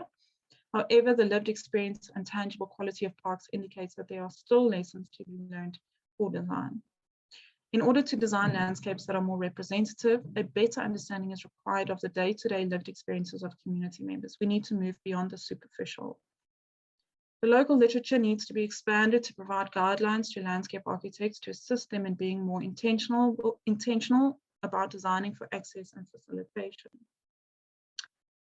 We need to listen. Although public participation does take place, this is often a checkbox activity and not a true listening exercise. We need to respect. Just because landscape architects learn about ecology, habitat conservation, etc., it does not mean we are the experts and know it all. There are other ways of knowing and using the environment. We need to include. When the end user is involved, there is likely to be more pride and acceptance of a space, even if that space is not perfect, as can be seen by Lahabe Park. It's not perfect, but it is still managed and maintained by the community because it has value to them. They were involved in the process from the beginning. We need to facilitate access. Nature means different things to different people. It challenges preconceptions about how people use space. We need to empower. Park provision should extend beyond the tangible product. It should become a process as well. It should be about how people are engaged and empowered through the process as much as what the final product might be. It needs to become place and people specific. This is, reflecting on Lahabe Park and Malope Park and Unnatural. When I spent time in other community parks, other issues raised their heads and emerged. So in conclusion, the landscapes of real world experiences are messy, ever-changing and bountiful. And the study of multifunctional landscapes is not just about the function of land. It is about our social relationship with it, which can be meaningful, emotional, and somewhat murky. Thank you very much.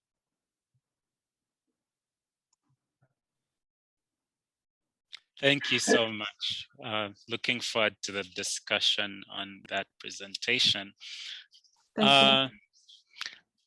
Last but not the least, Dr. Aristides joining us from Portugal, right? Right. Good Yeah, morning, welcome. everybody. Good morning. It's really good to be here, actually.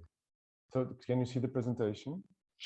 Yes, we can see it, yes.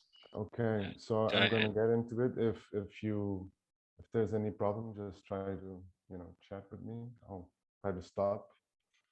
So I'll be talking today of an exploration of colonial architectural ruins as ensembles of unfinished histories that spur various kinds of claims over space and time by various kinds of actors. This aims to be an open discussion that tries to create an alternative reading of colonial ruins to that developed by most architecture historiography that usually understands colonial ruins as symbols of post-colonial failure. This is particularly the case in Portuguese architecture historiography. So a brief historical interpretation of in Guinea-Bissau. Bissau's emergence as capital city in the mid-20th century is used here as a way to speculate on how to conceive architecture as ruin, and ruin itself as a process of creation of a non-aligned or mutating presence, something akin to what Anne Stoller calls differential futures. So I'm going to try to simplify the complex history of Bissau, addressing some of its urban planning and management during the colonial period from 1945 to the independence in 73. And by doing this, I'm trying to deconstruct this image of African urban ruins, particularly modern architectural ruins, as standing for the failure of modernization. So, and I'm also trying to read ruination here as a biosocial process and not solely as a cultural, symbolical one. I should say this. So this is not exactly a part of my postdoctoral research. This branches off. The postdoctoral research is more about the spatial imaginaries and everyday of former African colonial dominions by the Portuguese and its effects on the present. So this is a speculation that kind of came out of the archive and field work. So getting into it, Guinea-Bissau is not like Angola and Mozambique. Sorry if this sounds a bit easy, but in case people are not familiar with the country. Angola and Mozambique have large and profitable hinterlands that were the target of several attempts at settler colonization by the 19th century, mostly unsuccessful. Guinea, on the other hand, has no hinterlands. The country is one vast floodplain marked by great rivers and water basins, seasonally flooded by the Atlantic. There are no deposits of gold, diamonds, oil, copper, or other precious minerals. Thus, agribusiness was thought to be the only route for imperial capitalist development for the Portuguese. So agricultural development plans came and went all throughout 19th and 20th century. By the 30s and 1930s, the idea was well established that the future of the colony had to involve agribusiness. But for most of Portuguese observers then, namely colonial governors and administrators and technicians, Guinea was in crisis. It couldn't get out of this slump. So it was necessary to discipline the land and its people. But this was incredibly hard to do, both land and the people who produce it. Only during the what is euphemistically called the pacification wars in the early 20th century, was there a measure of colonial peace, but it was short-lived. The fact was that while the Portuguese remained in their fortified outposts, which were mainly on the coast, Bolama, Caxias, and Bissau, and starkly arising from the slave trade, the peace was temporarily possible. But so when we reached the 1930s and agribusiness was being talked about as the big future of the colony, the fact was that little was promising about Guinea-Bissau after its heyday in the slave trade. So, but political ambition and competition among European empires made Guinea an essential part of Portugal's late African empire by the late 20th century. So it needed to be appropriated and disciplined, and the capital city was the machine for the job. So, and Bissau was chosen for this fate. And by 1919, it hired the engineer José Guedes Quinhões to develop a plan, and the plan was the instrument to domesticate somehow Guinea. It was conceived as a regular grid emanating from the old fortified outpost. I don't know if you can see my mouse, but I guess you can. the old fortified outpost in the port. The plan created a city from scratch, removing any Ghanaian on its path and defining a new urban perimeter. Its main avenue linked the new governor house with the old colonial fort, which is a bit lost somewhere here. Actually, it's here. This main avenue was surrounded by small lots of low-density housing that, together with the design of green public spaces, led architects ever since to call it a garden city. And beyond this perimeter of the new Bissau was what Quinones called this invisible land, the suburbs, quote unquote, which was where most Guineans were supposed to live. Now, this new Bissau took a long time to accomplish, yet its urban vision of a garden capital, of a garden city, tapped imperial unconscious directly. As the Portuguese historian João de Barros wrote about the coast of Guinea in 4 centuries ago, so quote, "In all the entrances of this great Ethiopia that we navigate along, he, God, has placed a striking angel with a flaming sword of deadly fevers, who prevents us from penetrating to the interior to the springs of this garden," end quote. So the mythology of the garden in colonial discourse has a long history, as you surely know, and the presentations have already addressed some of this, but regarding Bissau and more broadly Guinea and the Portuguese colonial interest in 20th century, it meant directly the capacity to discipline a garden into existence. The colonial governor of Guinea in 47, Sarmento Rodrigues, makes this very clear by describing the new Bissau that Quinones was projecting thusly. So, quote, "Who could say to those troubled settlers early in the century that Bissau, surrounded by palisades, would, in so little time, be the welcoming city of today? That the so disquieted Guinea would become this appeasing garden, where one lives peacefully in the fraternity of work and mutual respect." Now, Michel Foucault famously argued in Discipline and Punishment that the power of the modern state resides in its exhausted capacity to survey and discipline. And the Bissau's colonial state was perhaps trying to become a thorough experiment in this, a very thorough and exhaustive experiment in this kind of power. So Sarmento Rodrigues was saying these lines at a meeting of Portuguese colonial administrators in 47, at which they were detailing a number of measures to enforce this fraternity of work and mutual respect into existence. And these ranged wide and far. From the prohibition of trading directly with Ghanaians on the streets, from using natives, as they call it, quote unquote, to transport water, namely girls, to the problem of the cleanliness of indigenous houses, quote unquote, and the need to refurbish them or to force their refurbishment. And the measures extended well beyond various scales. And they were intended for the whole colony, but particularly for Bissau in that time and place, which was supposed to emanate all the rules. It was supposed to be, quote unquote, the civilizational center.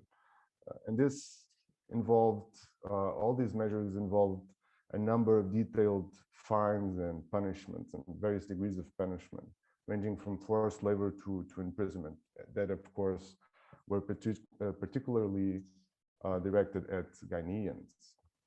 Now, contrary to Foucault's argument, however, this experiment in discipline was an assemblage of failures and resistances. Sarmento Rodrigues tried to uphold the promise of New Bissau as a shining example of Portuguese colonial modernism, namely by making Guinea noticeable in the African colonial world for a moment. For instance, he managed to secure Bissau as the venue for the second International West African Conference in 48. Yet for all this effort in internationally placing Bissau, domesticating it, the colony and its new capital were far from being the shining agribusiness land of opportunities and innovation so desired. If the state of buildings was any indication, the truth was quite different. 6 years before Sarmento Rodrigues' words of encouragement, in 1941, the chief engineer of Bissau's public works listed the colony's accomplishment, or better said, failures. So, for instance, regarding bridges, he said, quote, General Carmona Bridge, after costing the state many thousands of contos, collapsed. Contos is a currency back then, barely 2 years old. And there were a couple of other bridges being built. They also collapsed. Moving to harbors, roads, wells, and the cleanliness of cities, he had this to say. So nothing is done or studied regarding this. Mosquitoes freely flock in Bissau, reproducing at ease and spreading malaria everywhere. Regarding roads, everything remains to be done, he said, regarding its rational organization and construction. Lastly, regarding government buildings and its majority in a state of thorough ruin.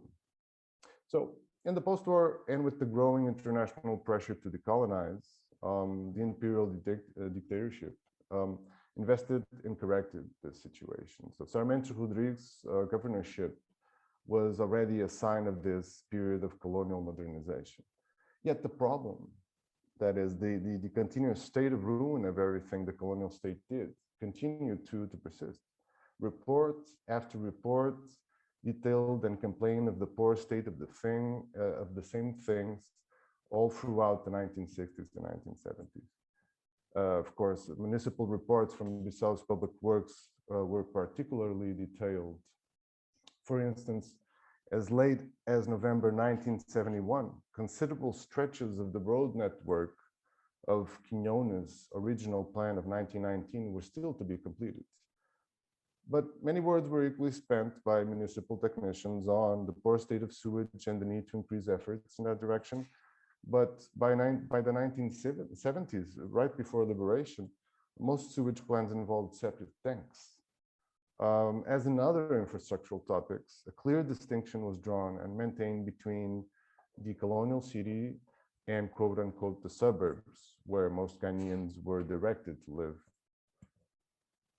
That the city, supposed to be a shining example of Portuguese imperialism by 1948, was terribly unfinished is well expressed by municipal budgets. So budgets ranging from 45 to 73, all allocated the greatest share of its expenditure to long delayed roads, sewage, electricity, and maintenance works, as though these infrastructural things were never accomplished, never actually done.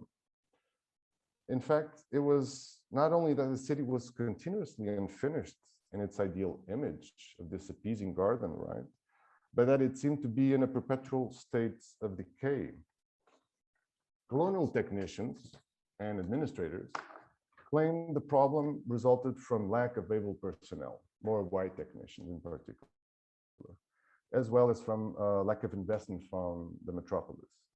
And surely this had an impact on the colonial state's ability to domesticate the garden into existence. Yet the many reports by these technicians hid the very specific points of resistance and agents of colonial ruination. Now, among the many we could identify, rain is perhaps one of the most active and continuous. Being a monsoon rain lasting from May to November, its dominion over the everyday is hegemonic. In effect, it restrained the colonial administration's activity to the dry season, compressed from December to March, during which most public works were hastily conducted. The rain, in effect, reduced the space-time of Portuguese colonial agency. So, roofs, walls, roads, sewage fell particularly victim to the powerful gravitational force of water. So, Portuguese colonial architectures, whitewashed walls, clay-tiled roofs, concrete structures came undone, some in a year, others taking longer. But year after year, repainting, refurbishing had to be done to maintain the image of colonial capital, as the municipal budgets show. But somehow the colonial technicians forgot to mention the rain in their reports. Now, the lack of properly trained white Portuguese technicians perhaps had a toll in accomplishing the appeasing garden Sarmiento Rodrigues was making believe in 47. But there is no doubt the rain was surely not for that kind of garden. And this brings us to a key dynamic in the colonial endeavor of creating ideal Europes, in this case, an ideal Portugal, that there is an immense distance between the disciplinary and technological machines organized to produce the colonial ideal and the actual multiplicity of existences that kind of suffer, resist, and tension these devices to the point of failure. In Guinea-Bissau, nowhere is this more evident or perhaps more approachable than in the promotion and managing of dwelling for Guineans. The first housing scheme of the sort was of 1948 and called Santa Luzia neighborhood. It was directed at assimilated Guineans, and it represented the first and rare attempt by the colonial administration to plan the suburb, quote unquote. It constituted an urbanization plan extending the perimeter of colonial Bissau through a regular grid of single-family houses, accomplished in a bungalow-like architecture of colonial vernacular inspiration, if you will. So following Portuguese indigenous law, the neighborhood's dwellers had to prove their European credentials, be monogamous, eat with, in the proper way, speak fluent Portuguese, etc. And so the housing scheme articulated in architectural and urban shape the colonial strategy of that period of civilizing through influence. Now, it was never fully accomplished. Visiting Bissau today, this becomes particularly clear. So little of the plan is actually there. Reports collected by Portuguese architects in the 1950s pointed that as soon as its first dwellers moved in, the houses started being transformed, the neighborhood started transforming itself into something else. By 1962, so a little later, another Portuguese architect wrote of Santa Luzia as a failed experiment, where it was necessary to position, quote, more evolved with a more valid culture Europeans capable of civilizing natives and non-natives, end quote, living in Santa Luzia. The biggest issue concerning dwelling, however, was not the very few housing schemes promoted by the colonial state to house Ghanaians. It was the so-called suburbs, more specifically how to survey and discipline this landscape when required. Now, the colonial state's philosophy since the 1919 plan was one of neglect. With no urban plan or structured colonial oversight, that so-called landscape of the suburbs grew with its proper rules and spaces that eventually made colonial government impossible. So it was difficult to discipline through the social categories of Portuguese colonial government, but it was also morphologically impenetrable, as colonial inspectors and technicians found it continuously impossible to establish any kind of ordered land survey. Until the 1960s, this dual city did not much disturb colonial authorities. They could not be bothered with the living conditions of its cheap local workforce.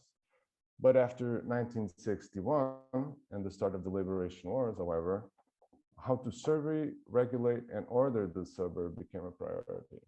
So municipal and state reports coalesced around what they called, quote unquote, clandestine housing, and what in the late 1960s they called the demographic problem. A very urgent task of surveilling the suburbs was advanced. And building on these concerns, the colonial administration created a number of kind of agents, such as the Commission for the Study of Bissau's Demographic Problem, that in a confidential report in the 70s highlighted the beneficial effects of decongesting Bissau to the solving of the complex problem of clandestine houses, quote unquote.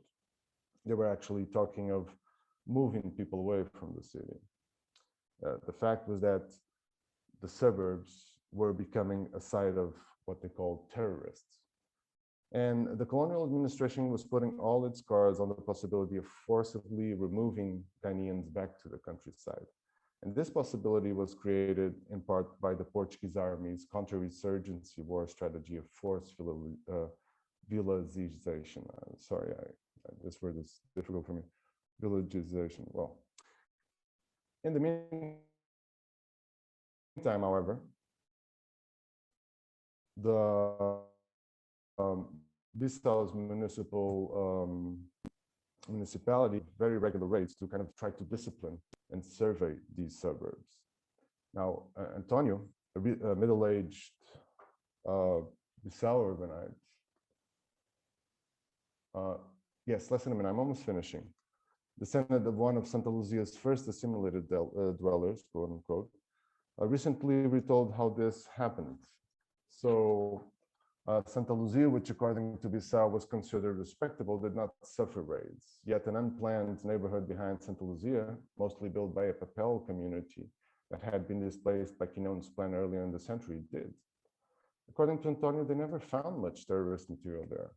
While in Santa Luzia, through which they had to pass to reach the Papel neighborhood, his father had an emitter of the Liberation's radio, while his neighbors stored weapons for the Liberation fighters. That the means for the liberation of Guinea-Bissau were found in Santa Luzia and its promise of a Black imperial citizenship, and not in the quote-unquote clandestine Papal neighborhood, is almost too perfect of an anecdote of Portuguese colonialism's failed attempt at creating an appeasing garden. But it illustrates this disjunction between colonial discipline and sexual effects that I've been trying to talk about. So a disjunction that is so continuous as to produce something different in itself, a differential future, as Sanstola calls it. And Santa Luzia encapsulates this quite well, I think. So plan to produce a Black assimilated imperial citizenship, aiming to discipline the uncivilized, quote unquote, growth of the indigenous suburbs. It became something else right from the start.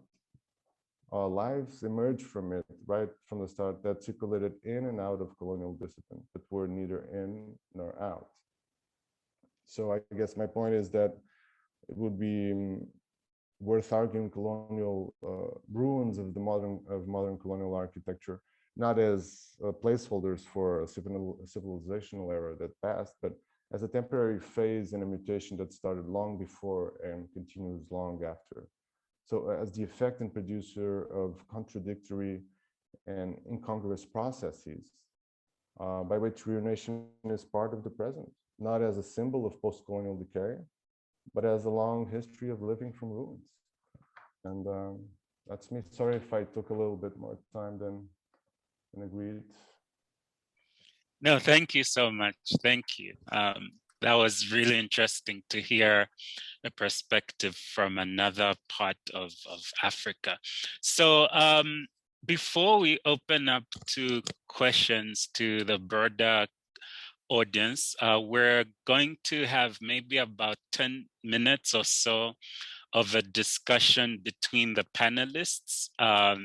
So Tara, if you could turn on your mic and camera if that's possible. Yes, so just some initial responses to what any other of the panelists have said. Thank you. Thank you. I have a point if I can raise it, or just a comment. I found it very interesting how Dr. Sachs spoke about the ideas of traditional or tradition not being accepted in botanical circles. But I also found it interesting in terms of the research that I've been doing, that you might imagine that communities could do these traditional things within their parks and nearby nature. And that's actually not the case either, because these places have not been designed for communities to use in those ways. And I engaged with even a traditional healer on one of the parks that I visited, and she definitely felt that this is not my place. I cannot do anything in these parks either. So I just find it interesting that you know, it's maybe a little bit you know, it's not on purpose that they are being excluded, but it is still happening within parks, even though we are well-meaning in the way that we try to design them.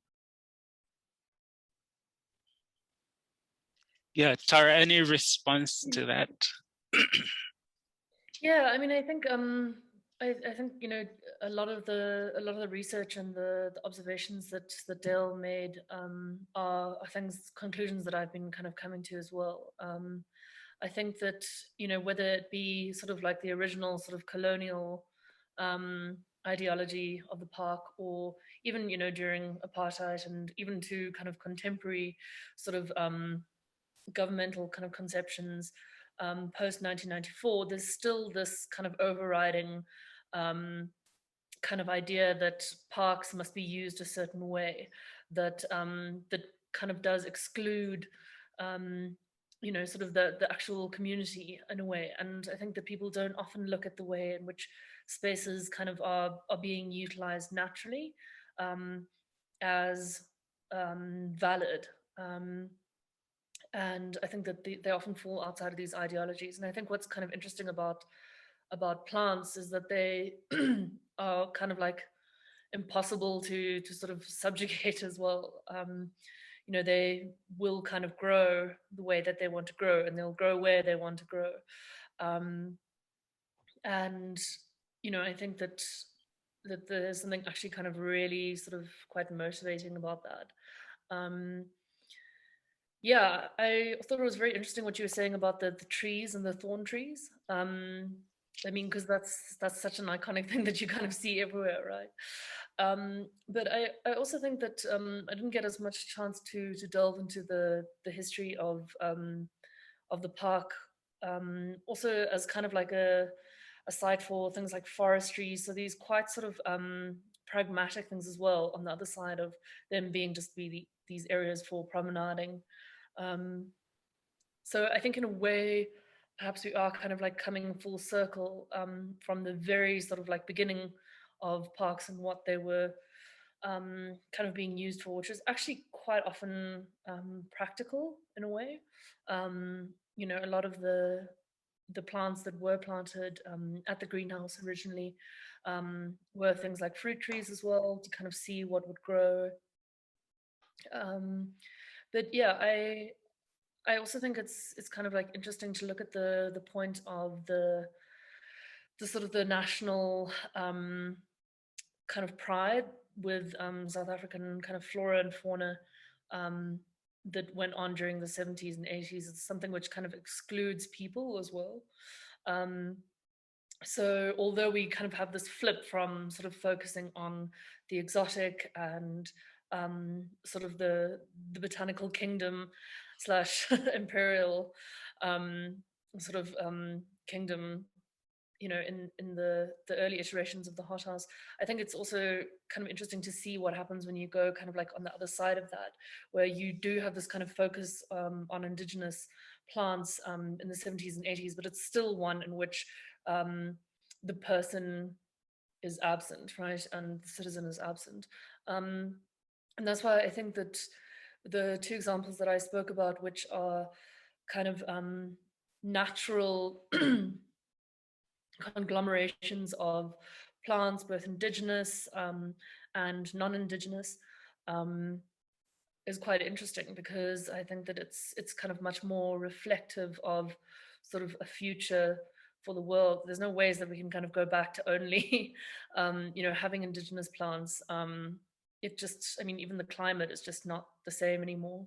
But also I think the concept of kind of indigenous you know, as something which is to kind of like be privileged over, you know, whatever other plants might be, you know, in the park or part of our lives, can be quite problematic, because I think it does exclude large sectors of our society. Because I mean, you know, majority of Johannesburg, it is a migrant city. You know, we have people from all over Africa, the world. And I think that by allowing and not trying to inhibit, you know, non-indigenous plants, and by actually letting them kind of coexist with, you know, whatever other plants might be growing here naturally, we are allowing plants to become kind of part of sort of place-making practice. And I think that gardening, and community gardening in particular, is very much tied up with that. And it's kind of, you know, asserting a sense of a place, asserting a sense of ownership, as you were speaking about. So yeah, very interesting. I found it interesting as well that traditional healer that I spoke to, she lives in housing that was provided by the government adjacent to one of the parks. And she actually works as a volunteer for a very low stipend, which is not enough for her and her family to exist on. And yet, so she's looking after this park, she's maintaining it, that's her role, she's a maintenance worker, but actually she's a traditional healer. And a space like a community park should be an environment in which she can practice, you know, exist and support her family, and yet she's not able to. She's forced into almost a role, a laborer's role in maintaining that park. So I think that how we design spaces in terms of allowing for community ownership and engagement and actually planting into parks is not allowed yet, and it really should be. It's critical actually to how people need to live within their environments. Definitely. If I may come in there, yeah, I think it's really important to look at the specificity of each park, because from what you're saying, I mean, it sounds like in that situation, the traditional healer should be accepted. It would make more, you know, geographically and according to her position, and yeah, I agree. It's crazy that it's not, and there's something about the design that doesn't allow for that, and the assumption of what a park should be. But you know, in the case I mentioned in the greenhouse gardens, I was quite surprised, but I also wasn't at all. The complaints came from people who are quite fervent Christians, and you know, do not like the idea that some sort of praying is happening. That is not their faith, and there's so many kinds of traditions. Nature is contested. I mean, there are so many, even just within one community park. You've got a traditional healer who's a Black woman from Limpopo, and at the same time it's within Danville, which is a traditionally Afrikaans and white community. So they would possibly take issue with her practicing there, but that's where deep and proper engagement becomes so necessary to how we move forward with how public places are used and designed. I mean, no, absolutely. Yeah, I think most of the issues at the greenhouse tend to be very territorial, and they're not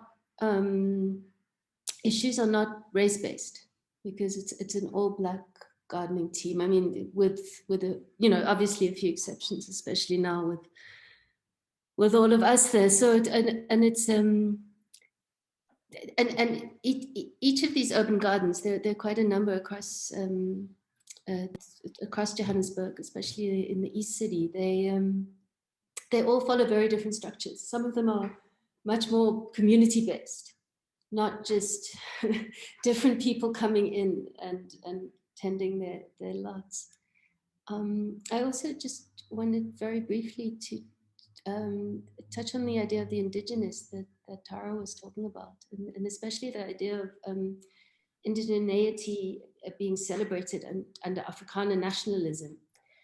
I just wanted to add how odd it is when you kind of spend a lot of time in a garden, and I think that notion is also kind of echoed in what's happening with the parks. Well, it's an indigenous tree. How can there be something wrong with it?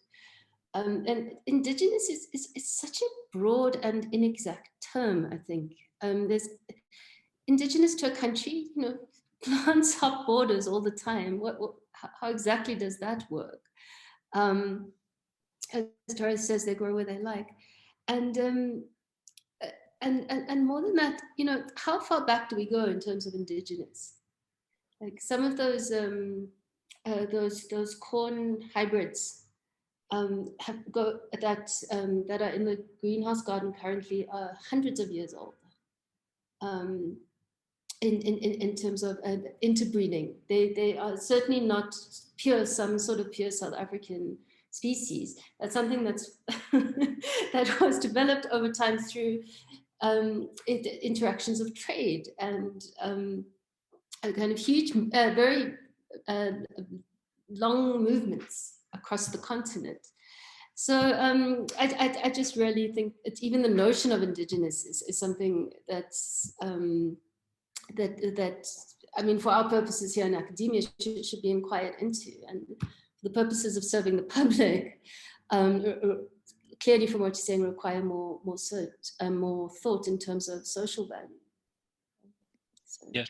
I don't want to interrupt the discussion, but before it goes on, I just want to see if any of the audience have questions.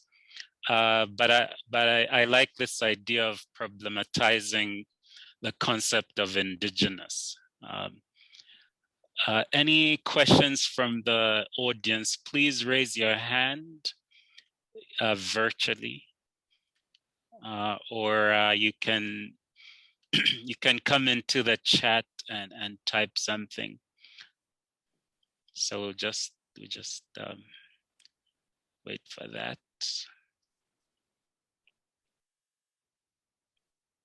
I think there's a hand raised. Oh, there is. Please, please, Temba. Thank you. Yes.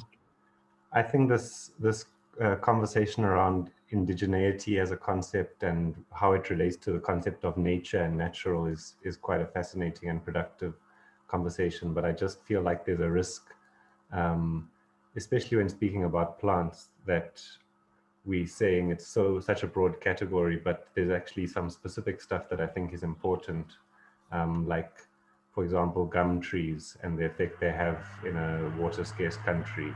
And I think there's some lines to be drawn in terms of what type of role a plant might play in a specific microclimate, and the effect it has on biodiversity, for example. So just to retain some of that concept, even as we problematize it. Thank you. Yes, Temba, thank you for that. And I was also thinking of things like eucalyptus, which featured in the recent fire in Cape Town. I don't know if anyone wants to respond to that, and maybe Rui, if you have any opinions from your research in Guinea, and then others can respond to that. Well, thank you, Cassandra. Well, specifically regarding this issue, I also found the discussion very interesting about indigeneity, but I was, maybe I have to go back a little bit because I was really interested when Tara showed the people's parks, and that got me thinking of the role of tactical urbanism nowadays, or people's parks nowadays, because you all showed very interesting situations in which there are different attempts at appropriation, at trying to appropriate even some devices to rule these places. So I was curious if there are more consistent appropriations, if there are more third actors in this scenario, or but that's it. Okay, thank you. Yeah, any response? Well, on the people's parks, yeah, movement.